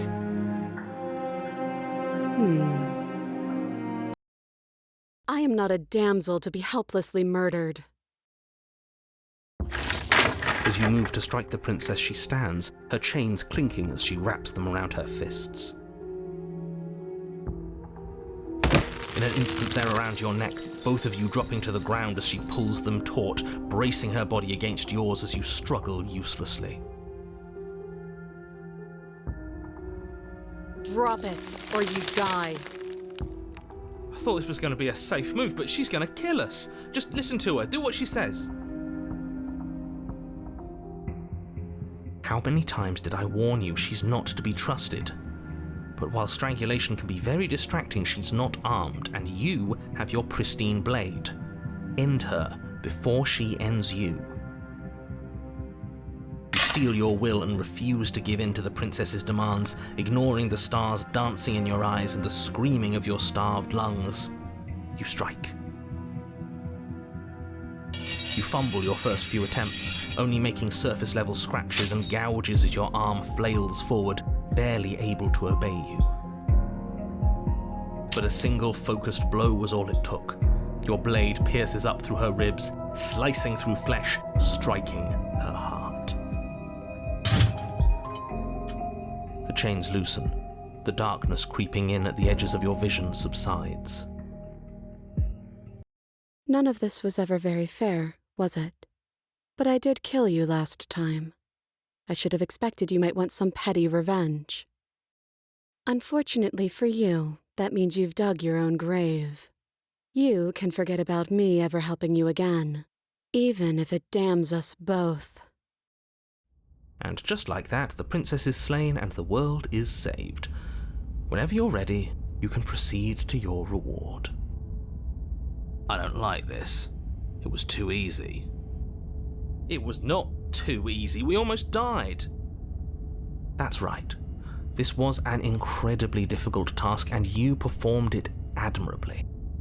Let's just get out of here. I don't like looking at her body. Plus, he said there'd be a reward. I'd appreciate a reward right about now. You have the attention span of a fly. How are we supposed to unravel the mysteries of this place if you're so easily distracted by empty promises? It's better to have a short attention span in a situation like this. There's no use dwelling on the past, especially when it's already set in stone. And especially when your promised reward is not, in fact, empty and is worth all the adversity you've been through to get here. Fine, but if we're leaving, then we're taking the blade. I feel exposed without it. With your work done, you remove the blade from the princess's corpse and make your way back upstairs, closing the door to the basement behind you. You can think of it as sealing yourself off from an unpleasant chapter of your life. It's all uphill from here. The windows. Do you see that? We used to be able to see the outside world from up here, but now it's just empty. The door. Check the door.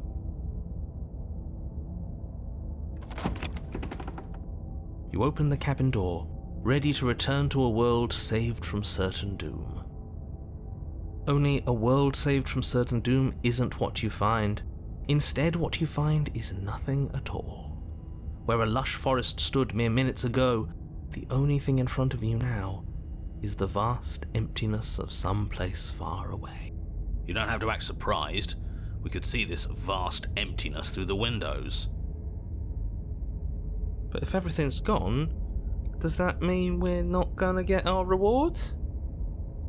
This is your reward, an eternity of bliss, if you'll have it. And I suggest that you have it. Okay. This is what's best for everyone. Trust me. Like hell it is.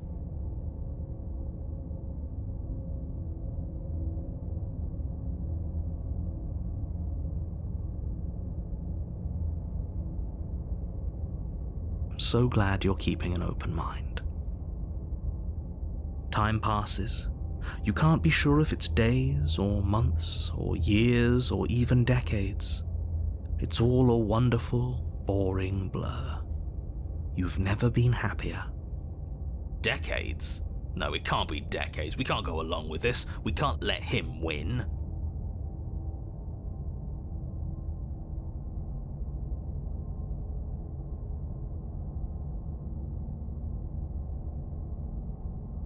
That's great.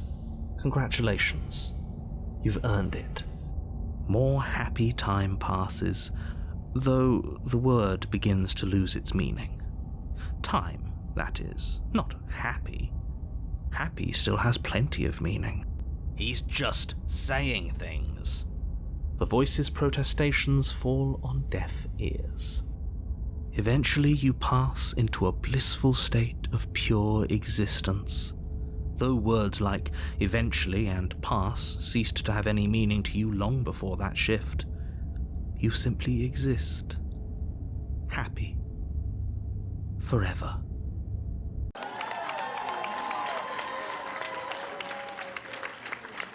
No, you stop that. Stop all this nonsense. You really don't want to be happy, do you?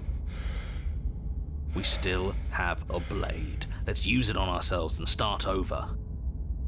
He's suggesting you kill yourself. You shouldn't kill yourself when you have an eternity of bliss right in front of you.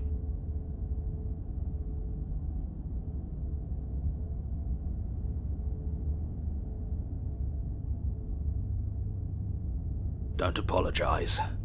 I'm sorry. Wait, why are you sorry? Your body lurches as your heart suddenly stops beating. Are you killing us? You'll forgive me eventually. You goddamn spiteful bastard. Are you really going to turn down immortality itself just to make me lose? Why should it matter if we die at this point? Haven't you already gotten what you want? I don't have to answer that. That's all we needed to hear. It turns out that it doesn't take too long to die after your heart stops beating. You collapse to the floor, everything goes dark, and you die. You're a genocidal maniac, you know that, right? Yeah, we'll see about that.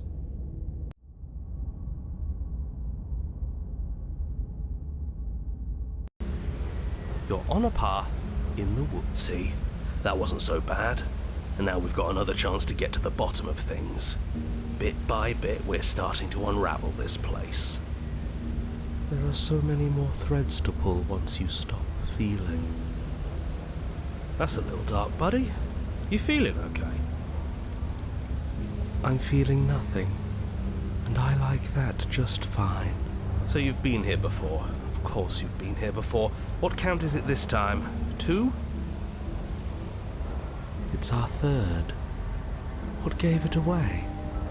Your open discussions. You came around on that awful fast. Have you just been pretending to forget every time? I'm afraid not. Whatever other versions of me you've met in those other lifetimes were just that. Other versions of me. I just wish I'd been the first. So you knew how all this worked. Why didn't you ever tell us? We could have used it to our advantage. That's because there is no using it to your advantage. The more information you have, the harder it will be for you to succeed. It's not like it was that difficult to slay her last time. She may have put up a fight, but her flesh is still softer than our blade. And now she's dead, and I doubt she'll be able to do much of anything from the grave. You already slew her, and you survived? Yes. Then why, pray tell, are you here? Oh, I know that one. The gruff one stopped our heart and we died. Why? Because you thought trying to stuff us away in a corner for eternity was a suitable reward. Was it not? What better reward is there than eternal bliss? You should have been happy. We were bored. There were still answers that we needed to find. It was actually working. And you killed yourself. I can't believe it. You ruined everything. How does us dying ruin everything? What aren't you telling us? The world doesn't stay saved if you die. And if the world isn't saved, then that means she isn't dead.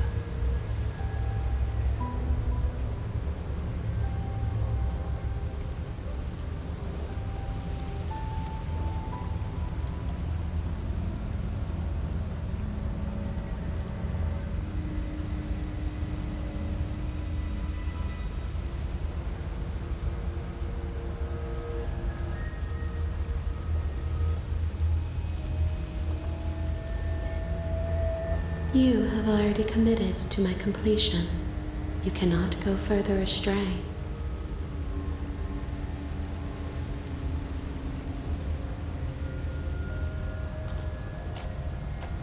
I'm sure you've already heard my words of warning in one of your past lives. You've already managed to slay her once, just don't muck it up this time, all right? What we do is entirely up to us. And we have all those mysteries to unravel. Isn't that right? You aren't here to solve a mystery. You're here to save the world. That's what you say. But how can we be sure? We can't be sure of anything except what's right in front of us. Okay, but we should care about the fate of the world. Why? Because we should. I don't know. It's important. Is it? Yes. I think. For all we know, the world you're talking about isn't even real. Of course it's real. Where do you think you are? Somewhere else? Maybe we are. This is horribly unproductive. The cabin and your extremely important destiny await. As soon as you enter the cabin, you're struck by an overwhelming scent of decay, of mold and death and stagnant water. The once stately wooden building is bloated, its beams dripping with a black ooze of putrefaction, all but the exterior stone walls warped beyond recognition. It must have been beautiful once, but in its ruin, it is beyond repulsive. But you're not alone. You can feel something watching you. There is a figure faintly outlined against the rotting wood of the wall. Is that her? It's like she isn't even there. See?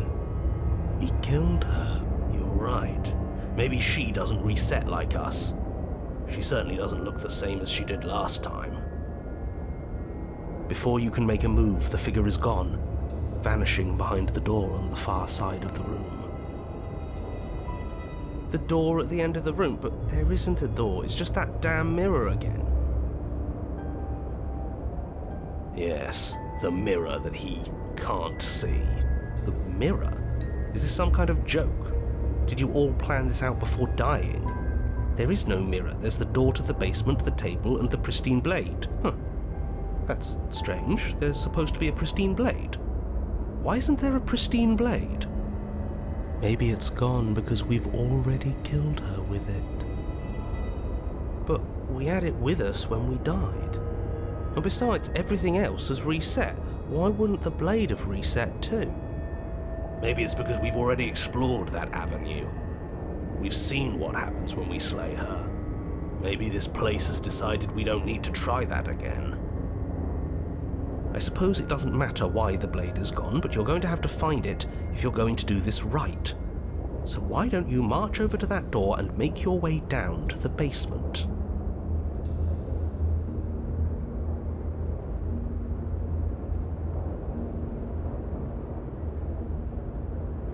You make your way to the door at the end of the room, stopping just in front of it. You must think you're looking at that mirror you mentioned earlier, the one that doesn't exist. Just reach forward and open the door. It's still so hazy. We should try and clean it off. Yes, trying to touch it does seem to be the magic spell to get it out of our way. Maybe it won't disappear this time and we'll finally get a good look at ourselves. We should explore every option. You reach forward and place your hand on the door to the basement. The handle is just a little to your right, and a little down. Yeah, we can see it now. So much for our reflection. We didn't need to see ourselves anyway. I'm much more interested in seeing other things. No way left to go but down. The door to the basement groans open. The air is foul and wet, so thick that you can almost feel it settle onto your skin in layers of grime. The stairs are coated with slimy algae, the wood rotted through in places, reeking of fetid vegetation. A wispy figure watches you from the bottom of the stairs, face veiled in shadows, legs submerged up to her shins in dark waters. There she is again. Barely. She's just an old memory. Your eyes lock for a brief moment, then she vanishes around the corner.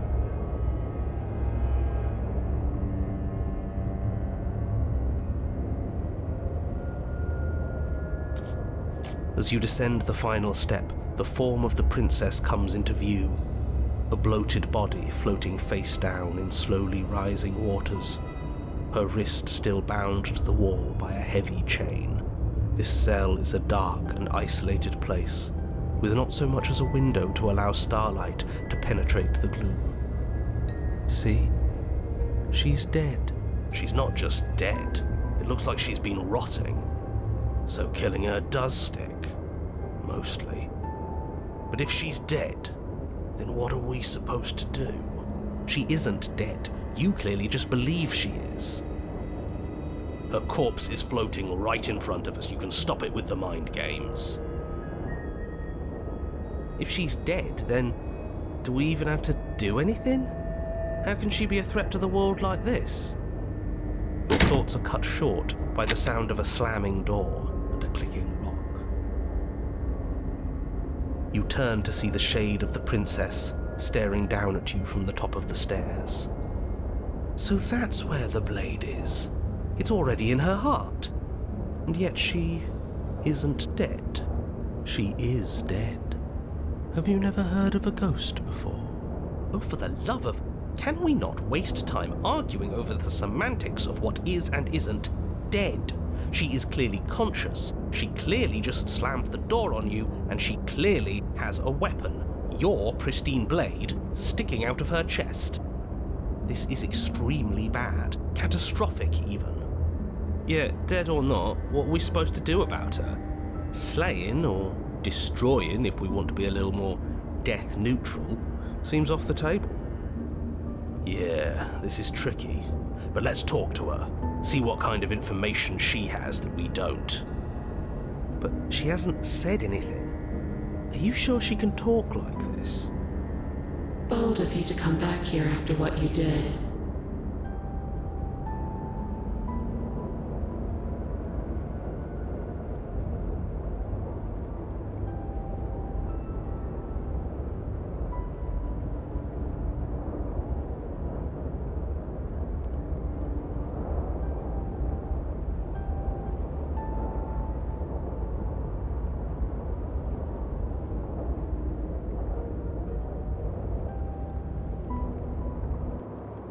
But she doesn't answer your question. All she does is watch you in shadowed silence. Do you hear that trickling sound? The water's rising, isn't it? It is, and it's rising fast. Oh, that's interesting. We've never drowned before. I wonder how it'll feel. Bad, I bet. I don't think dying ever feels good. Yes, how astute. Dying is bad and you should avoid it. How about you stop trying to talk to her and do something instead?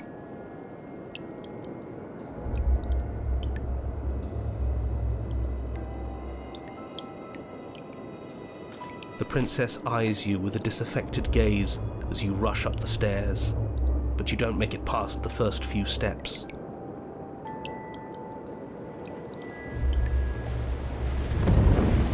The door bursts open, a powerful wave of water crashing down towards you. You're swept up in the flood. Your head slams into the basement wall.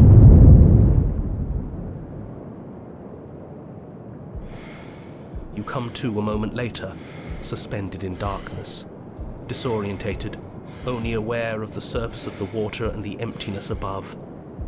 And of course, the princess, hovering above you, watching in silence as you struggle to stay afloat in the icy depths. There's no way out. It's so dark and cold, I think our limbs are slowing down. How much longer can we do this? Just keep breathing, we'll figure this out. Or we won't. It doesn't matter either way. But you don't have time to figure anything out. Something cold and clammy wraps around your ankle. You're dragged under, only able to take one last hopeful gulp of air before your head is plunged into the freezing depths. As you sink below the surface, you see it. Or rather, you see her. The body you found floating when you first arrived, its hand is locked around your ankle, the heavy chains pulling you both down into the unfeeling, suffocating nothingness.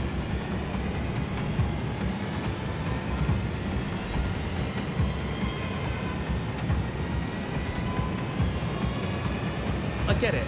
We shouldn't have killed her. Just get it away from us, please. The past is the past. There's no changing it. There's nothing to fix. And there's not a lot we can do about the present either. Not unless we think like we should have been doing all along. But there is no thinking as you drown. You desperately try to pull yourself back to the surface again, and again, and again. Your icy limbs flailing desperately against the grip of her rotting corpse. And all the while her ghastly figure stares down at you, expressionless, as unfeeling as the weight around your ankle. Your lungs filled with water, the same your mind filled with blood. In the end, we're not so different.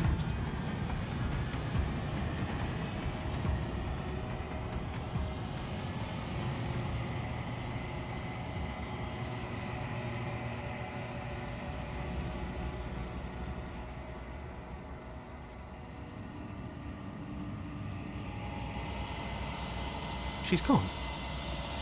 Where did she go? Should we try and find her? And there's that mirror again. Why is it here? Why now?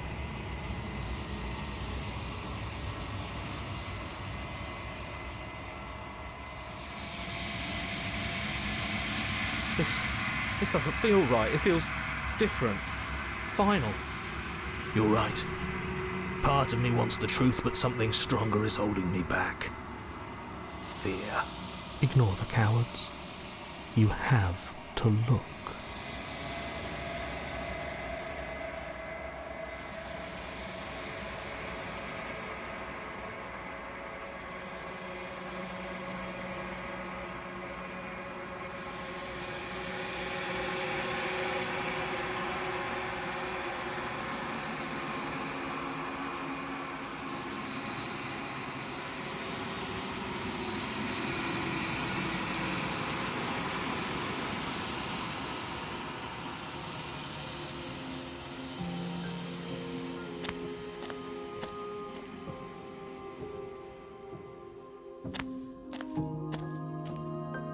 I am a growing chorus of contradiction, a mass of tides ebbing and flowing all at once in more directions than my attention can bear to hold.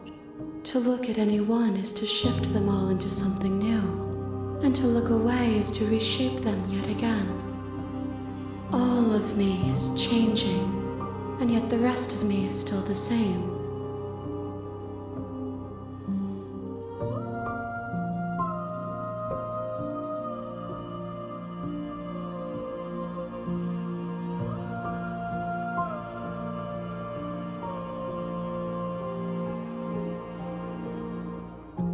And yet my waters flow and my streets bustle.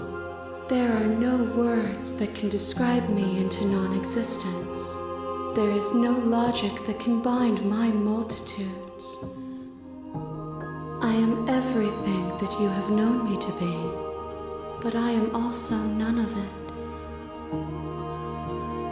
As easily as you can stand to be you, you are like me. Even if you have chosen not to look at the corners of you that do not fit, even if you have chosen to ignore the brilliant contours of your soul.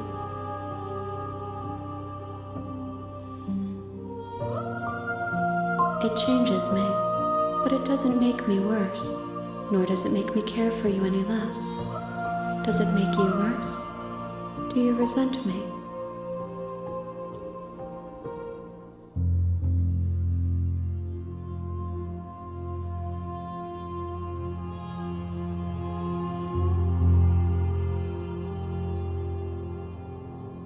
Know that I hold no malice towards you. Any pain you may experience along your journey will subside in due time. But you still have a ways to go before we are done.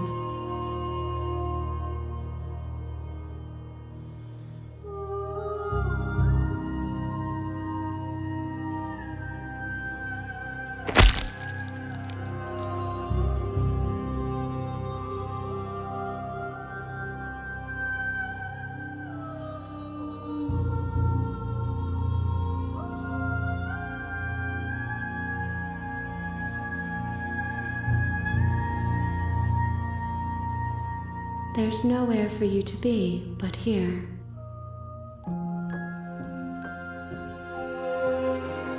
I will be here when it is time for us to meet again.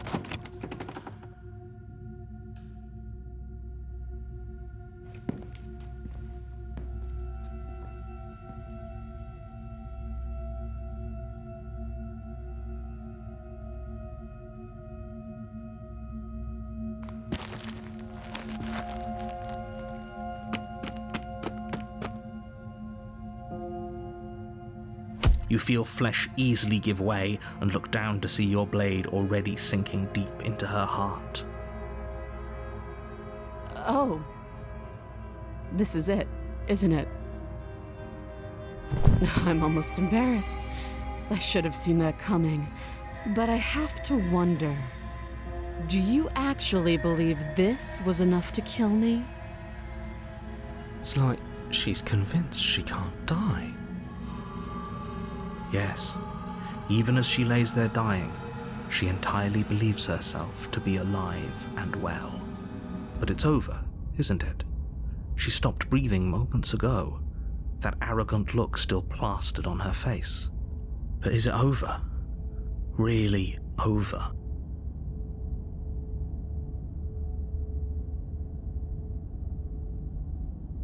Yes, exactly. It's over. With your work done, you make your way back up the stairs, closing the door to the basement behind you. Why do I feel like we've done something terrible? You did kill someone. Greater good or not, something would be very wrong with you if you didn't feel at least a little bad. But it was for the greater good. One of these days that will sink in and help ease your guilty conscience. But that day isn't today. Let's just get out of here. You open the cabin door, ready to return to a world saved from certain doom. Only, a world saved from certain doom isn't what you find. Instead, what you find is nothing at all. Where a lush forest stood mere minutes ago, the only thing in front of you now is the vast emptiness of some place far away. What happened? Everyone is fine. It's just that you and the cabin are now far away from them. Don't worry. You'll be safe here. This is good. Everyone is happy. You'll be happy.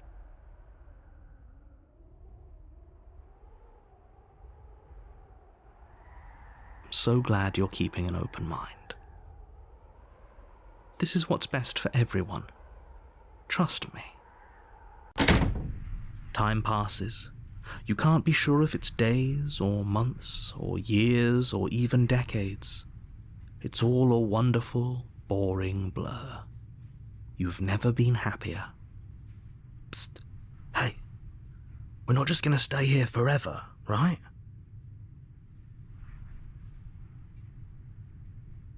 Really? Well, if you ever change your mind, just let me know, I guess. More happy time passes, though the word begins to lose its meaning. Time, that is, not happy. Happy still has plenty of meaning. Please, shake yourself out of it. We have to get out of here. The little voice's pleas fall on deaf ears. Eventually you pass into a blissful state of pure existence. Though words like eventually and pass ceased to have any meaning to you long before that shift, you simply exist. Happy. Forever.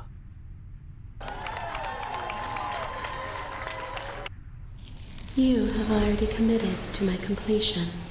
You cannot go further astray.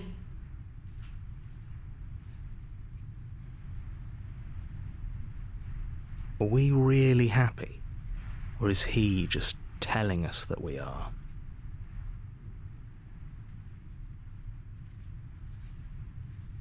Good, because I have an idea to get us out of here, though you're probably not going to like it. The blade. We can use the blade to get out of this. I can hear everything you say, little voice. There's only one thing it would want you to use that blade on, and I'm afraid that thing is you, dear hero. He's right. It's the only way out. Do you hear that? It wants to take this happiness away from you. It wants this wonderful place to end. Do you not? There's more for us to do, and the only way for us to do it is to take that blade and use it. Don't you dare.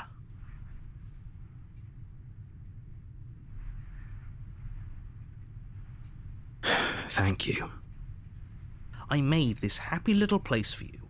Is this not a good enough reward for saving the world? An eternity of bliss? You ingrate? Fine. Whatever. For the first time since time stopped meaning anything, you throw open the door to the basement and walk down the stairs. The princess's body is dust and bones, though the blade you used to slay her is still as pristine as the day you first held it. You pick up the blade, you stab yourself, and you die. The end. Nice knowing you.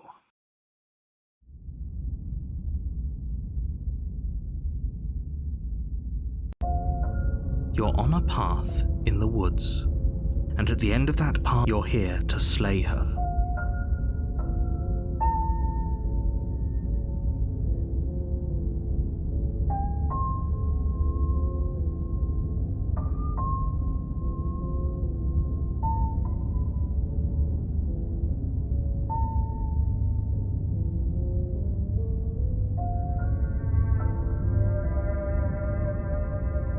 My tricks? What on earth are you talking about? We've just met for the first time. If he doesn't remember what happened, then maybe it's best to keep it that way. That's fine. It wasn't very hard to kill her last time. We'll just do it again. Well, if for whatever reason you're going to insist that this has happened before, at least your heart's in the right place.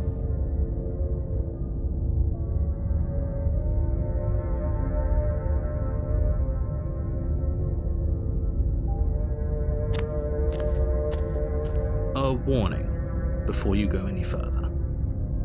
She will lie, she won't be a problem.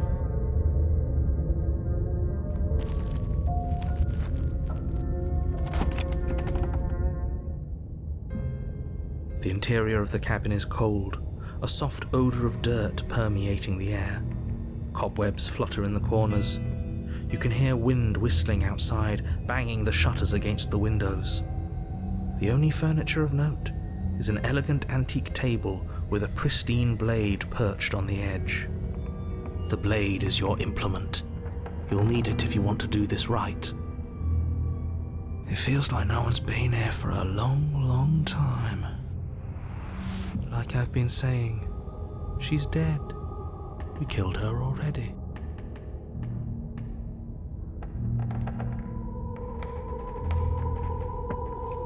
You walk up to the wall next to the basement door. It's a wall. There isn't much to see here. What are you talking about? This isn't a wall. It's a mirror. You reach forward and rub your hand against the cabin wall. I hope you know how ridiculous you look right now. But there was a mirror a second ago. And now it's gone. Let's not spend much longer worrying over it. Clearly it's not even important enough to be acknowledged. You take the blade from the table. It will be difficult to slay the princess and save the world without a weapon.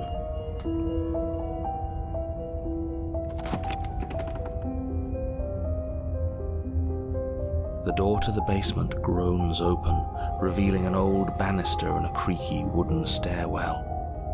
Everything is coated in a thick layer of dust, and you can feel it settle into your lungs as you breathe in the stale air. The very building itself feels dead. If the princess lives here, slaying her would probably be doing her a favor. The room below is silent. Nobody's here. Naturally. As much as I appreciate the optimism, you shouldn't be so sure. I guess we'll just have to go down and see. As you descend the final step, the form of the princess comes into view. A skeletal body lying in a heap on the floor, its wrist still bound to the wall by a thick chain. Okay, she's definitely dead. It's just like I told you. Before you have a chance to finish your thought, the top of a head appears from underneath the floor. Two deep-set eyes stare up at you, followed by a mischievous, skeletal grin. And finally, the rest of the body floats up to join the head. Wait, this isn't right. What's going on here? Ghost! Oh. Wow. How absolutely terrifying. What's a ghost supposed to do to us? Oh, it's you. Hiya, Keller. I was hoping to see you again. I have some issues with how our last meeting went. The princess drifts across the room into your orbit, gently running her fingers across your shoulders and down your neck as she circles you.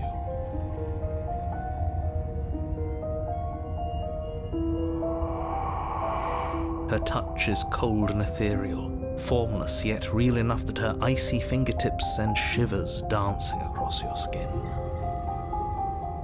So she has a body, and she's right there.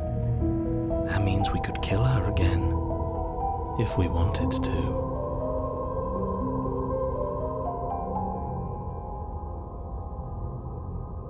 Without a moment's hesitation, you lash out with your blade. It's like you're slashing at air.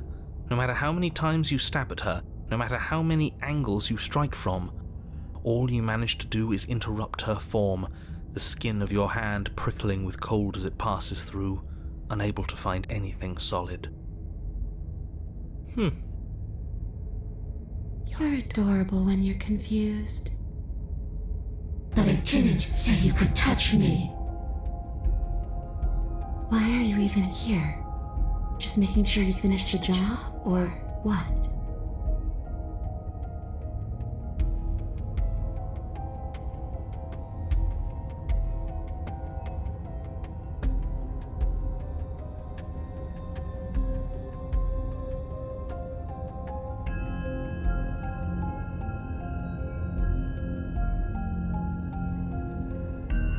I want you to make things right. I want you to set me free. This place won't let me leave, but you seem to come and go as you please. So help me out. Let me in. And maybe all of this can be water under the bridge. Remember, you owe me. Maybe we should have just left her here. Maybe we should still just leave her here. If she can't get out on her own, then why do we have to do anything? Hasn't gotten out and can't get out are two very different things. It'd be dull anyway. It's more interesting if we make a choice. Absolutely not. Is she asking if she can possess us? She is. And I hope I don't need to explain why you can't let that happen. It would be catastrophic if she managed to escape this place. And if you let her in, there is very little anyone could do to stop her. Would she be able to see us if we went along with it? Now isn't that an interesting thought? We could finally bring her face to face with him. I wonder what she would have to say to the one who wants her dead so badly. You won't like how things play out if you go down this path.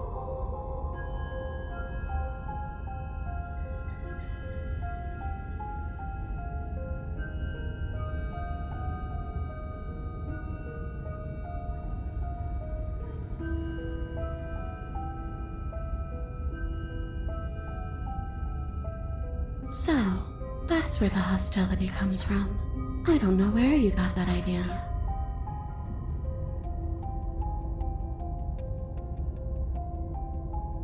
I already gave you my answer. All I want to do is leave. All I want to do is stop feeling trapped. I couldn't give a damn about the world. I can't even remember what it's like.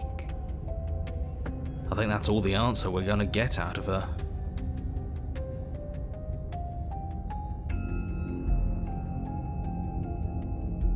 Well, Keller, what does it mean for something to end anyway?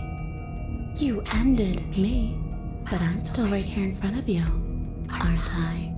After seeing what you've seen, how can you be sure anything ends? I see her point. Everything here is so impermanent, always shifting. The end of one thing just leads to the start of another.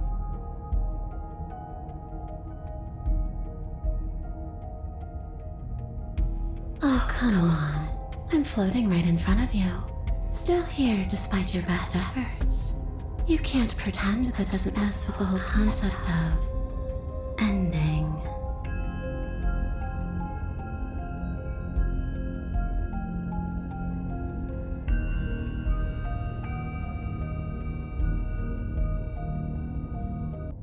You swing at the princess once more, and once more your blade cuts through nothing as she disappears. Really? Her voice chides from elsewhere in the room. You whirl around, finding her hovering between you and the basement stairs, looking you over with grim disappointment. She draws in close. I was willing to let bygones be bygones, killer. I was willing to ignore everything you did to me so we could get out of here, together. All I ever wanted was to leave this place. All I ever wanted was to find a way back home. Wherever home is. Her eyes turn from wells of sorrow to pits of wrath as she stares into you. I guess violence is the only language you speak. She forces her hand into your chest, and then... Yes? Nothing happens. Are you sure about that? Something should have happened. And yet it didn't. We're fine.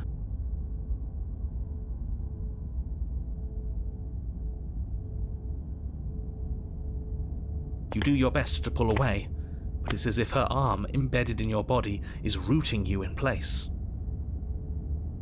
Leaving so soon? You can't be sure if you first hear or feel what happens next, but it is over before you can fully conceptualize what it is. A horrific splintering, the squelching of organs, the rending of tissue, an icy, numbing pain. I'm done asking.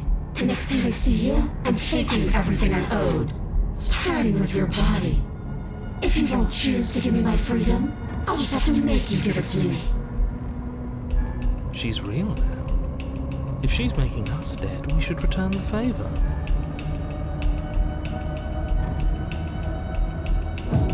You swing your blade towards her briefly corporeal throat. It connects.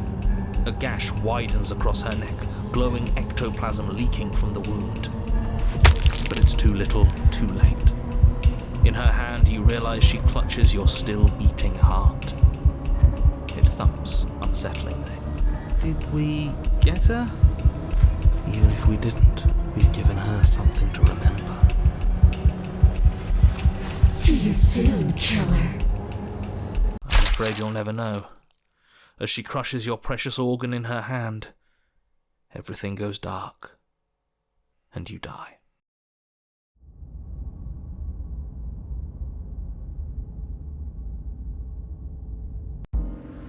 You're on a path in the wood, and here we go again. Off to slay her again. The deck's stacked, isn't it? We kill her, we start again. She kills us as a goddamn ghost, we start again. I'm starting to think we're being run in circles just for the sake of it. Come on, let's not give in to all that misery just yet. There's got to be a way out of this. There's got to be a right answer. And what if there isn't? Aren't you listening to me? What if all of this was rigged from the start? That's ridiculous. There'd be no point in all this if it was just some kind of cosmic busy work. I think that's exactly what it is. The powers that be, seeing how many ways they can screw with us. Could be it's all some kind of sick joke to them. Okay, so you've already been here. Twice even. Great. Then let me poke a few holes in your depressing little theory. Nobody here is screwing with you, and I can't imagine any scenario where you would have started over after slaying the princess. Well, we didn't have to start over. We killed ourselves. And why, pray tell, did you do that? Because you decided to foist an infinite tedium on us. That doesn't sound like me. If I'd had everything my way, you would have effortlessly slain the princess, saved the world, and been given your happy ending. The ending was the tedium. You locked us in a cabin and sent that cabin to an endless void, and then you told us we were happy. Well, were you happy? Of course we weren't happy. That's why we killed ourselves. It was awful. Yes, and then she killed us. Even though she was already dead. This is all fake. Okay, let's try to get back on track. You're real. The princess is real. The world is real. The people in the world are real, and the danger she poses to all of them is also, quite unfortunately, real. Whatever you did the first time, it sounds like it almost worked. So how about you give it one last try? Because killing yourself seemed to undo all the good you almost managed to accomplish. All this standing around and talking is boring. Let's at least do something. Maybe we'll kill her again. Maybe we won't. Maybe we'll even free her.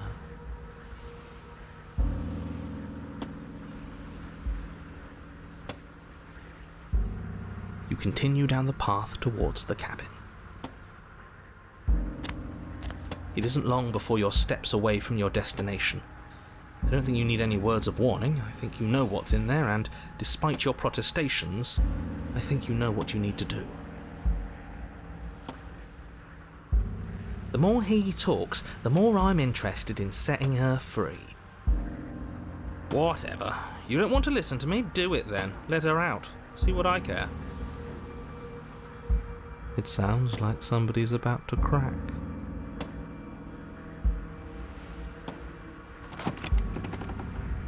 The interior of the cabin is long and dark, a single narrow hallway stretching far into the distance.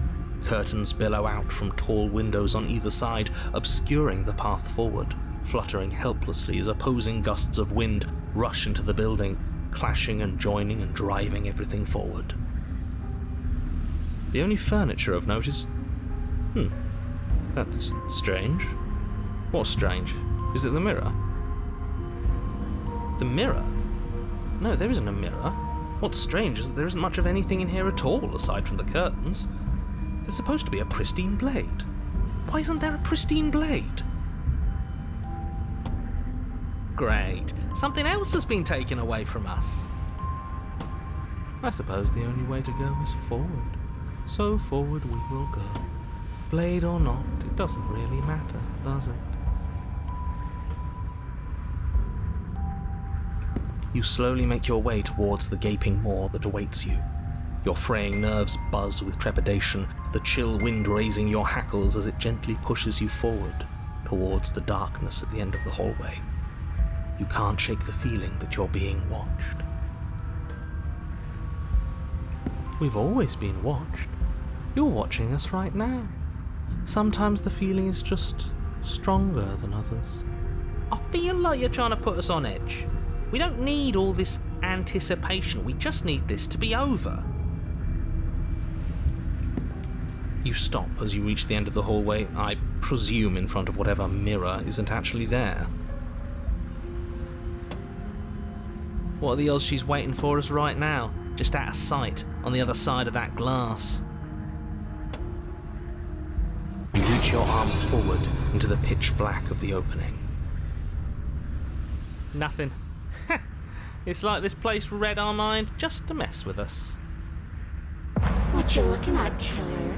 Staring into the void? Thinking about what it'd be like to die again? I know exactly how you feel. Shit, where is she? You feel something long and frigid coil around your ankle. Your heart skips a beat, standing in muted shock for one long, frozen moment.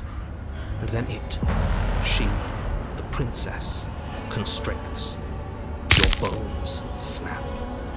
Icy pain radiates up from the break, a deep cold flooding your veins as your legs, numb with the shock of it, collapse, and you collapse with them. You're met with the terrifying visage of the princess. Her hand grips your leg in a steel vice, her grin carved jagged from ear to ear, crowded with far too many long and crooked how I feel? I gave you a path to forgiveness. I gave you a chance to make things right. I thought maybe you'd seen what you've done and feel remorseful. Maybe try to make it up to me. But no, you'd rather use that knife to keep making the same mistake over and over and over. Even after I ripped your heart out, you still cut me. And for what? I didn't go anywhere. You didn't banish me. I'm right back here with you. A little better, a little worse. Well, maybe a lot worse. So, here's how this is going to go.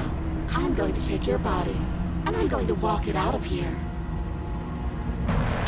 And you get to watch me do it. Completely helpless. Just like you left me. I say we let her do it. It's something different. Do we even have a choice? You always have a choice. Maybe before, but not now. There isn't a blade this time. Exactly. What choice is there if there isn't a blade? Well, unless you have any specific ideas, I think my vote's the only one that counts.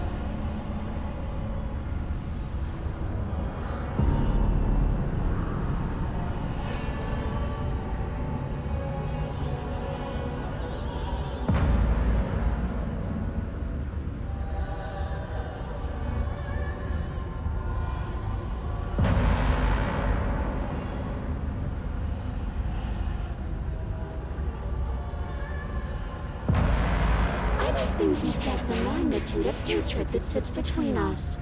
You've broken more trust than I thought I had. Oh, we're past the point of compromise. I'm taking your body, and there's nothing you can do to stop me.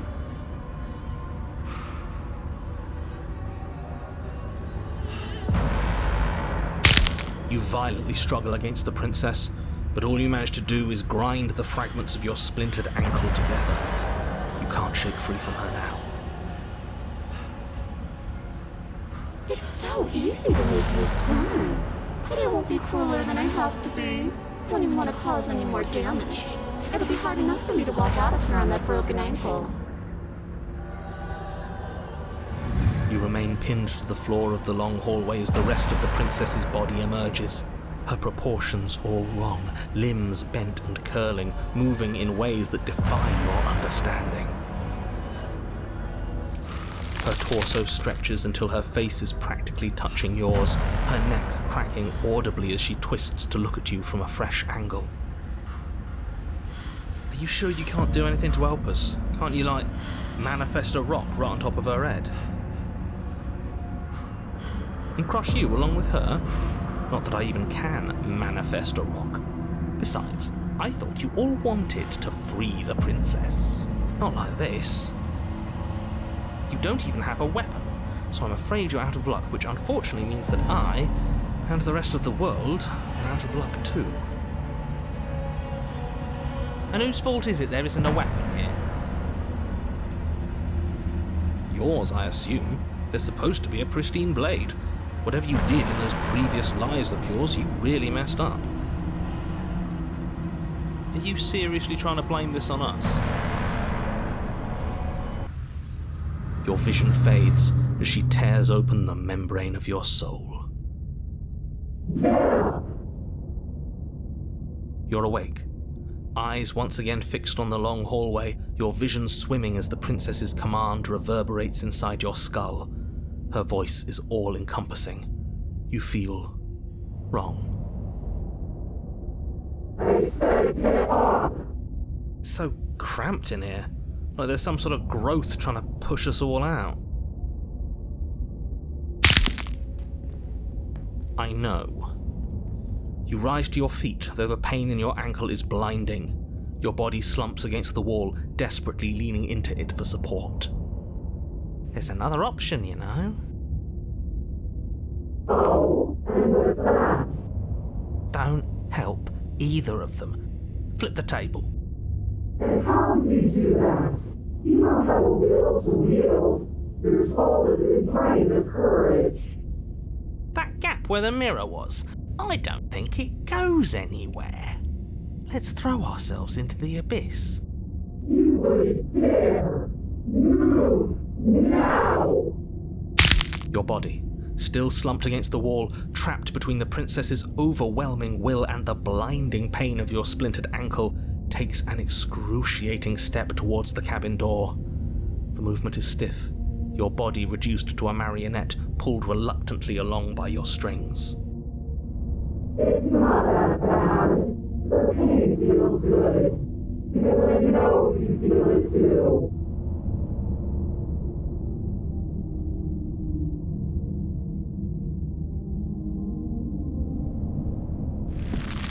In a single moment of overwhelming willpower, you tear your body from the wall and hurl it towards the gaping abyss. I won't let you do this. Capillaries burst and muscle fibers tear as you and the princess struggle over the reins of your body. One foot planted firmly on the edge where the floor ends, and the nothing begins. It's unquestionable that her reserves are greater than yours, but fortunately for you, the distance you have to cover is far shorter. Enough is enough. I'm tired of us always losing. It's just a step away. Even if you throw yourself into the abyss, you still lose. You throw everything you have against her and manage, for one brief moment, to overpower the princess's hold on your body. But that moment was all you needed. Your foot slips a few inches, and you collapse forward, the darkness swallowing you whole. Why do you hate me? Her thought slips through you, unheeded, as you fall, and fall, and fall.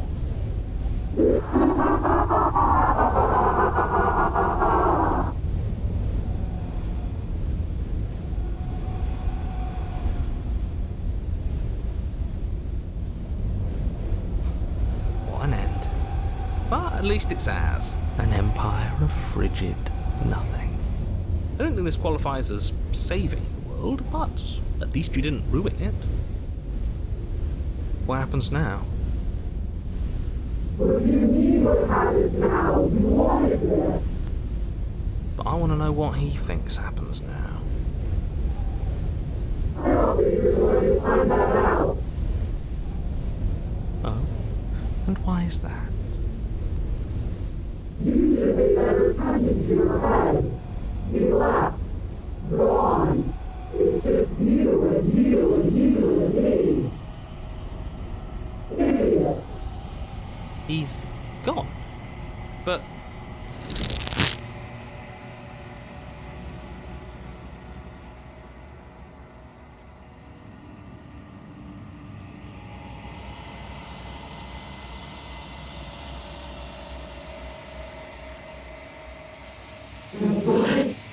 What's happening to me?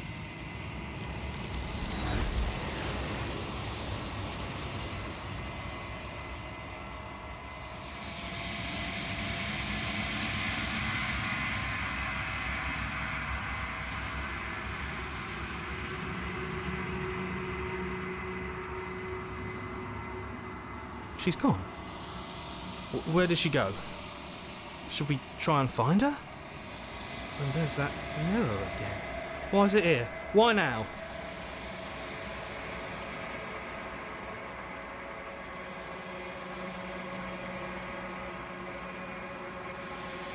This doesn't feel right. It feels different. Final. It's going to do something to us. I can feel it. Ignore the cowards. You have to look.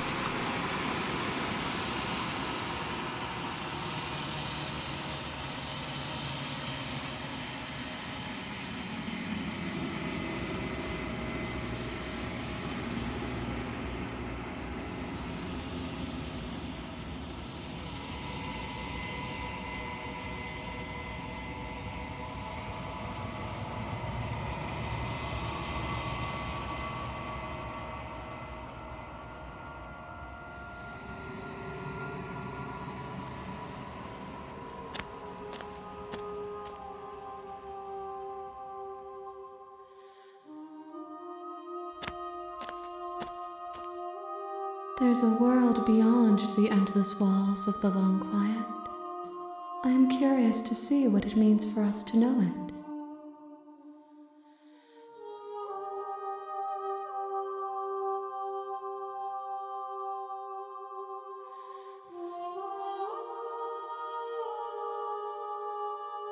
No, their minds are empty, existent, but constantly shifting into something new. Do you think your narrator lives in the spaces beyond?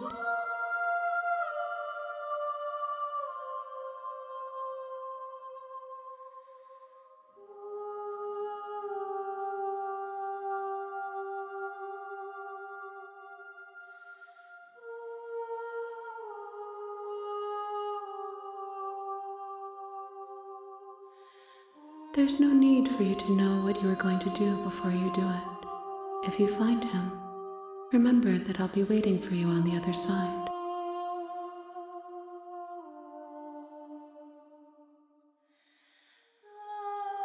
The next time I see you, each of us will finally know what we are. I will be here, waiting for you.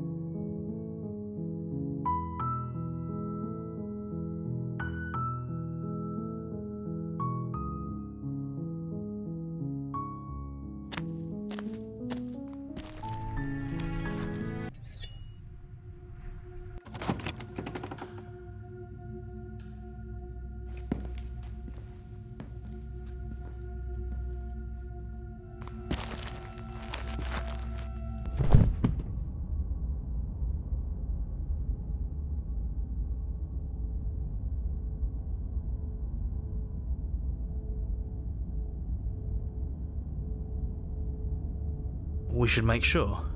What's the harm in checking for a pulse? I really don't think you should do that. And why shouldn't we? Is there something you're not telling us? I've told you everything that's happened with complete accuracy. The princess is dead. Your blade pierced her heart. There's no coming back from that.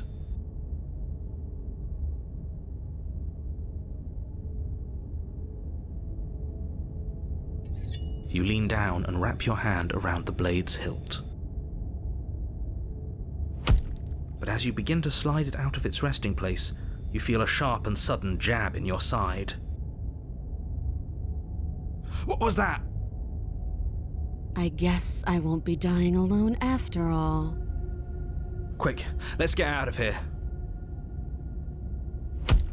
It's too late for that now. You collapse to the ground as the mortally wounded princess twists a blade of her own deeper between your ribs. As you fall, she falls with you, exhausted by the effort, the little life that was left in her eyes fading rapidly. An eye for an eye. A life for a life. I guess we're even now. See you around. You were so close. Why did you hesitate? It doesn't matter. At least you managed to take her with you. For whatever that's worth. Everything goes dark, and you die.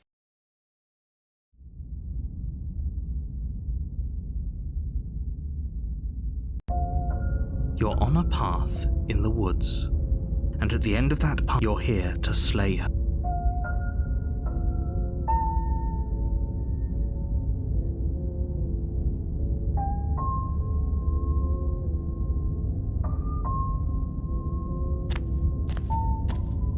A warning.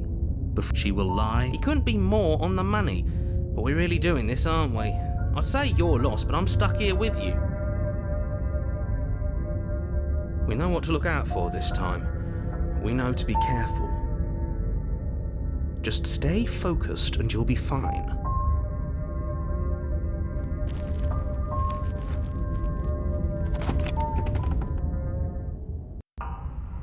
The interior of the cabin is a jagged mess of warped wood and broken boards, their splintered edges as uninviting as shattered glass.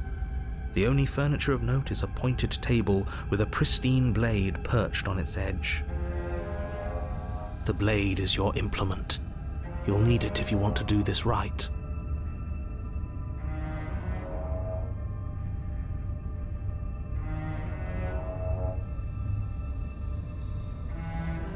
You take the blade from the table. It will be difficult to slay the princess and save the world without a weapon. It feels a bit better to have a weapon in our hands. Let's make her hurt for what she's done to us.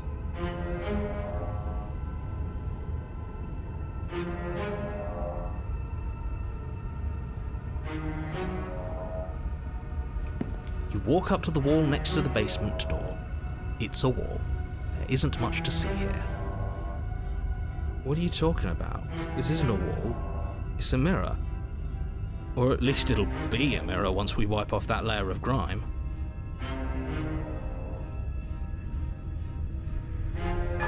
You reach forward and rub your hand against the cabin wall. I hope you know how ridiculous you look right now. But there was a mirror a second ago. Now it's gone. Yet another thing in here playing tricks on us. I hate this place.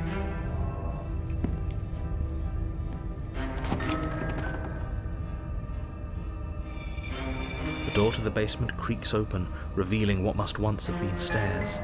The fractured slats look as if they've been torn from their source and violently jammed into the wall. The air seeping up from below has an almost metallic quality to it, like the smell of fresh blood. And you can hear what sounds like the rhythmic scraping of metal coming from down below. If the princess lives here, slaying her would probably be doing her a favour. Scraping? She's not even trying to hide her knife. It's like she wants to get in our head. That sound could be anything. It's probably just her chains dragging across the floor. I am begging you to get out of your head. Her grating voice carries up the stairs. I hope you've come to rescue me. I've been stuck down here forever. There is something so wrong with that voice. Yeah, she thinks she's better than us, like she doesn't even have to put on an act this time. As you descend the final step, the form of the princess comes into view, her sharp eyes following you from across the room. Finally, somebody! Quick, get me out of these chains. We're not safe here. Come on now, we're not falling for that, are we? She's trying to trick us, but she can't hide that threatening edge to her voice. She just wants us to get close, to let our guard down. If she sounds threatening, it's because her mask is already slipping. She knows why you're here. You are armed, after all. What are you waiting for? You are here to rescue me, right?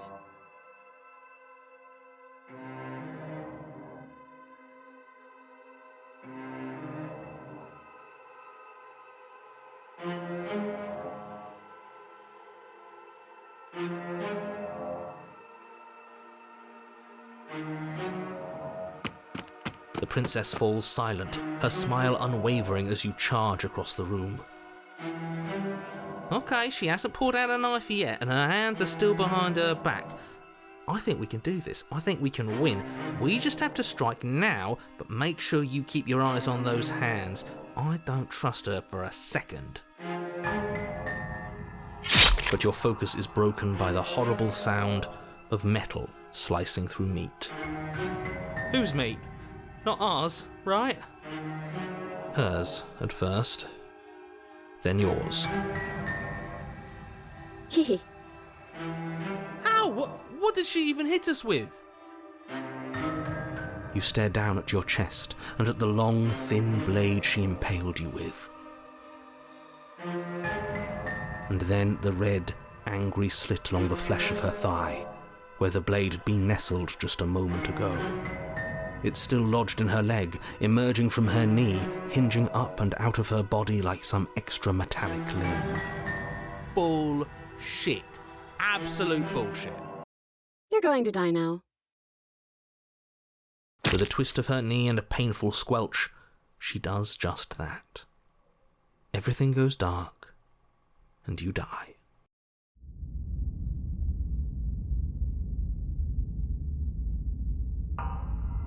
You're on a path in the woods. No, fuck that. If we're gonna have to keep doing this over and over and over again, we're not starting in that goddamn woods every time. We're starting in the fucking cabin. You're what? The interior of the cabin is sharp, a constricting mess of curved and battered sheet metal pushing you towards... Wait, excuse me? What just happened? What did you just do? I feel dizzy. Oh ho ho ho! I guess I took us to the cabin, didn't I? Isn't that interesting? Who holds the cards now? The circle's getting smaller and smaller. Running isn't an option anymore. We have to fight. Good. It's better that way. Without a fight, no one can win, and if no one can win, then nothing has any meaning. Great, so obviously you've already been here. How many times? This is our third? No wonder things have fallen apart. You do realise that every time you fail, she escapes and an entire world is damned to destruction, right? That can't be right, that's too much responsibility. Nah, impossibly high stakes make the fight so much better. Let's just stay focused, shall we? The only furniture of note is a bent metal table, a pristine blade perched. We take it. Okay, sure, you take the blade before letting me finish telling you it's there. It would be difficult to slay the princess and save the world without a weapon.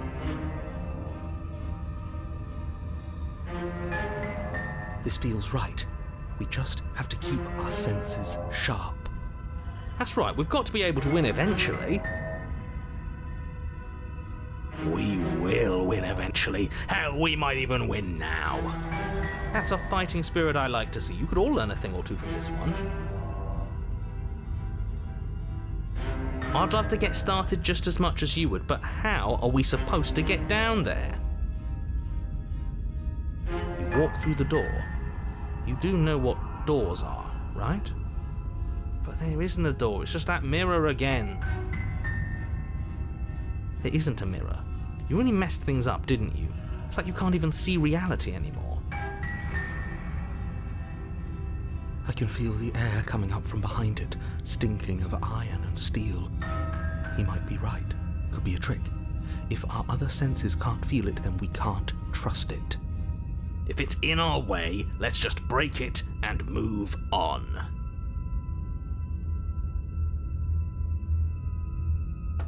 You make your way to the door at the end of the room, stopping just in front of it.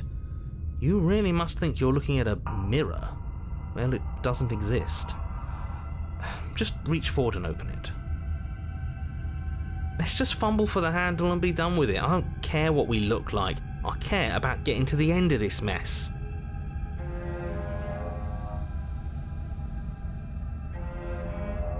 You reach forward and place your hand on the door to the basement. It creaks open. And the mirror's gone. How surprising. It was never there.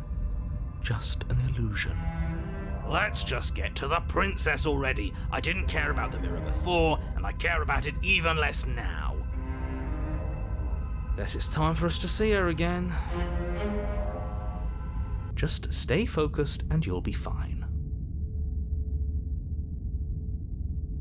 You step forward, but you don't get a chance to linger on the basement stairs.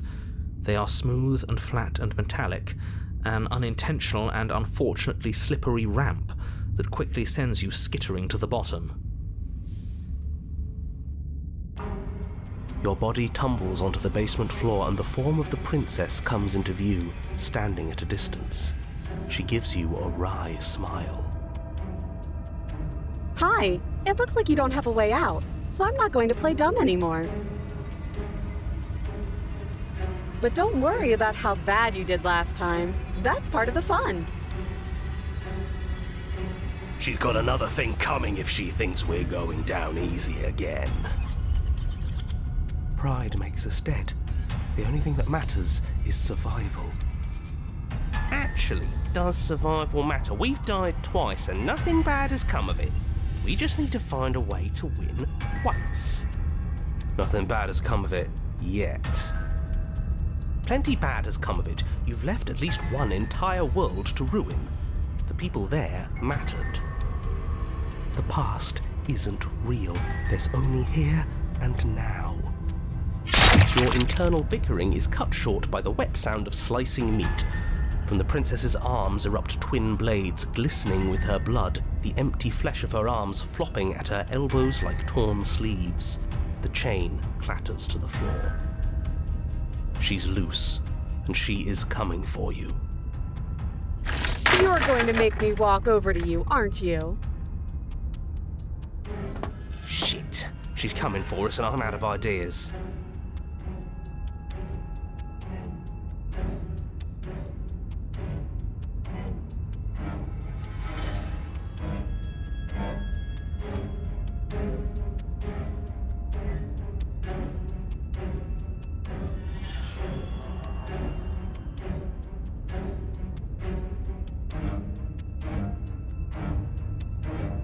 Yeah, that's right, we just have to think. There's probably an answer if we think. Just standing there, huh? A bold strategy. You don't have time to finish your thought. In a moment she's across the room, blades flashing in the dim starlight. She skewers you. Ow. What a surprise. Yeah. We don't even get a second to think without her stabbing us. Oh, a new one of us. I thought that only happens when we die. Did we die? You're on a... No, you're in a... Where the hell are you? I don't like that we died without us knowing it. This really, really blurs some lines that I prefer not to be blurred. Are we still dead? Are we alive again? How are we even supposed to know the difference? Stop saying dead, all of you. We might have died a second ago, but right now we're extremely not dead. This is all horribly wrong. How many times have you been here?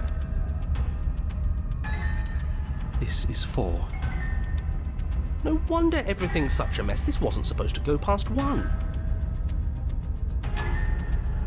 I wonder what you're going to do next. You're so full of ideas, and I love that. But I guess we don't have time to talk about things before the princess advances. Okay, whatever we do gets us another us. Let's see how many we can stack. There's got to be a point where it makes us better than her. We don't need any other voices chattering about in here. It'll just confuse us. All we need is to keep fighting. Yeah, I'll pass on that. As long as we keep moving. Come on, show me something new. Okay, plan now.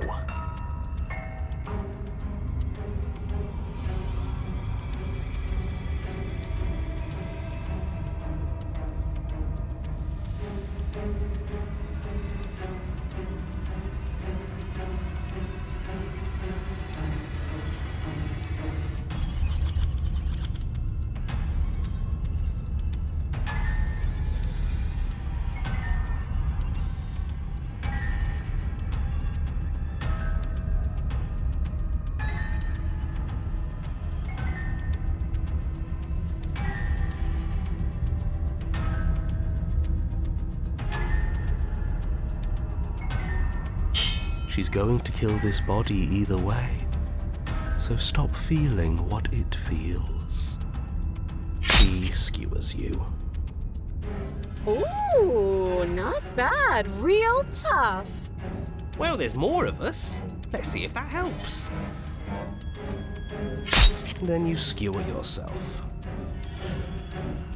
I thought we both understood that dying doesn't get you anywhere. Huh, that didn't do much of anything. We're tougher than I thought. What's the point? It's all the same. She skewers you.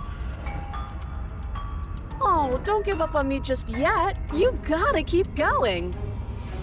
It doesn't matter how many times this takes, we can't give up. Okay, let's go again. Compliment her on those gleaming blades. There's nothing better than a capable woman. She skewers you. You're cute. See? We're getting better. Okay, yeah. That was a good one.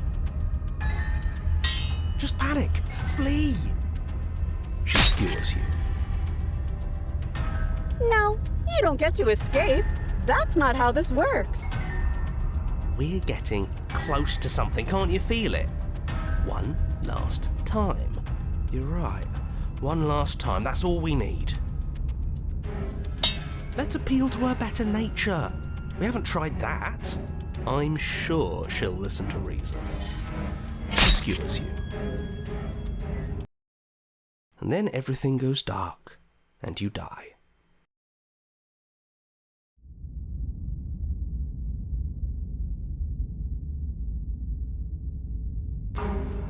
Your Honor, don't lose your head. We're in a cabin and we'll take it from here. Everything feels like it finally fits, doesn't it? We're up here, which is different, and different is good. And our steel claw is already in our hand. Ho-ho! What if we throw it out the window? Over my dead body. That won't be very hard. We've died a lot. But I can't say I mind anymore. Besides, what better way to die so very many times than at the sharp hands of a beautiful woman? I'm sure I can think of a better way to die. They're all the same, really. How about we stop thinking about horrible ways to die? I don't want us to accidentally manifest anything. The only thing we're going to manifest is finally ending up on top. There are entirely too many of you. How many times have you been here? This isn't good. This is... How about you stick to describing things, and we'll stick to doing them? Yeah, leave it to the pros. We'll notch up that win in no time. Narrator, we heroically stride through the door and towards our destined final encounter with our star-crossed lover. Fine by me. You walk to the door and onto the basement stairs, only it's more of a slide. We know. Fine, I'll just shut up then and speed this whole thing along. Are you sure you don't want me to describe the stairs, or this room, or anything? It feels like I'm hardly a part of this. Don't care, just want to win. Fine, you make your way to the basement, where the princess awaits you. You know, this last time I killed you, and you didn't pop right back up again? I thought I'd actually done it. I thought I'd cut you into so many pieces you just weren't able to stitch yourself back together. But I guess we're not done. That's okay with me. It's good even. I like that. I got something ready for you while you were gone. Do you want to see it? I'm not going to wait for an answer. I'm just going to show you. It's worth it, though. Just you wait. And not for very long, because I'm going to do it right now.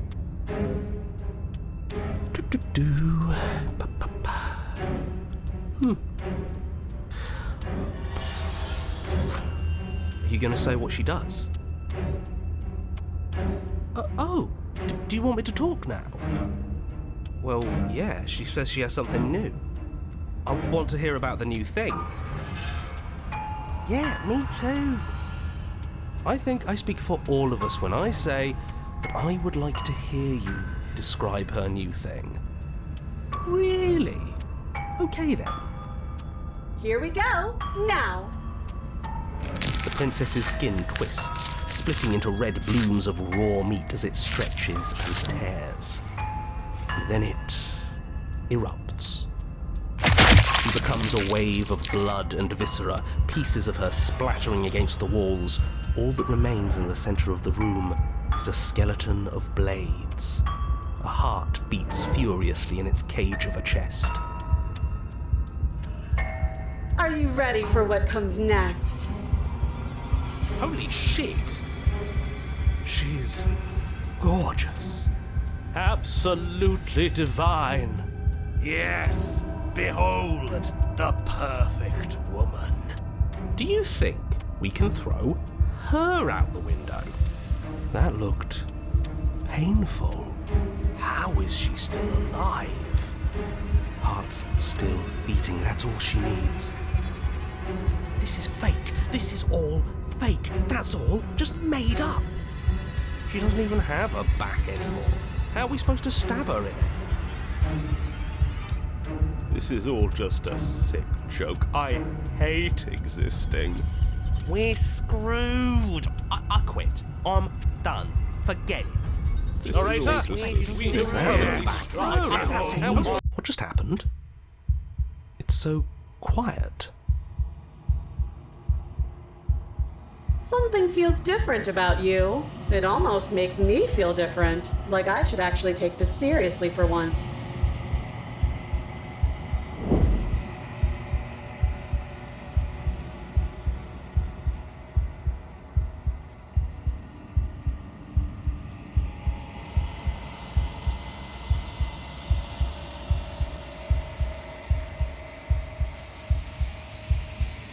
You're incredible.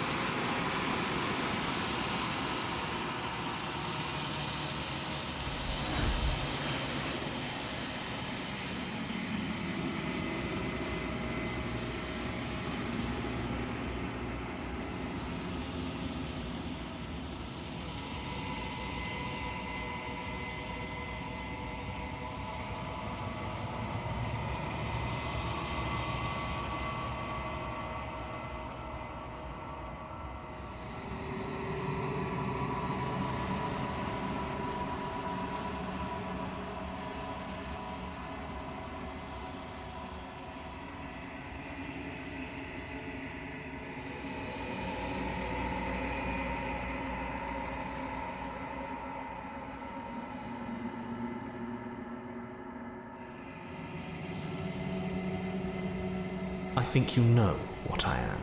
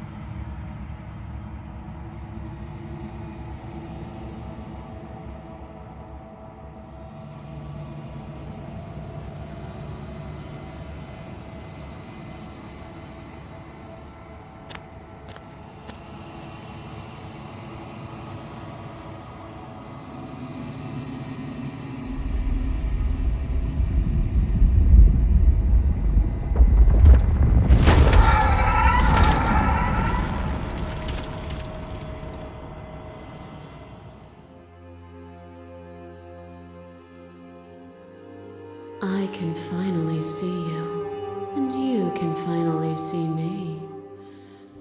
It's been so long, and my heart has ached for this moment. I've missed you dearly.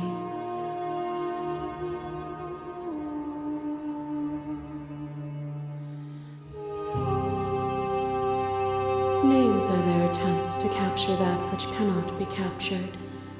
They call me the shifting mound, a pale imitation of what I actually am. Ever the passive player, always reacting and never acting. But it's woven into your nature, isn't it? When the echo spun us from one into two, he gave you a choice and me a role to play. I am not death, but I contain it in my multitudes. So, will you attempt to destroy me and bring about a world devoid of death and the possibility of meaning? Or will you open the final doors to our liberation?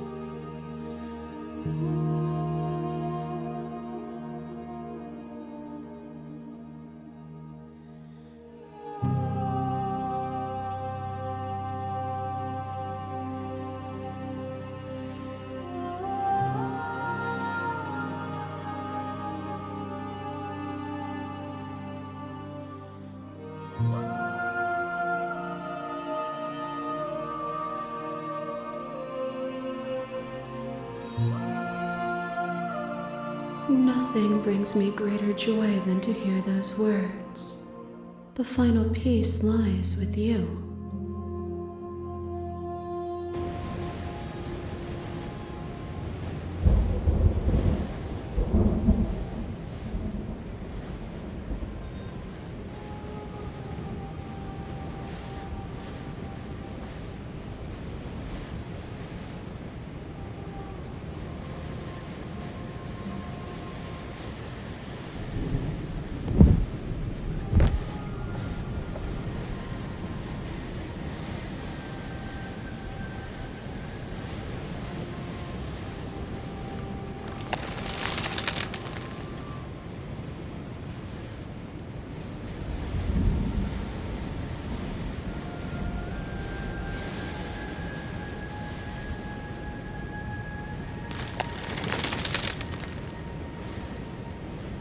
I love you.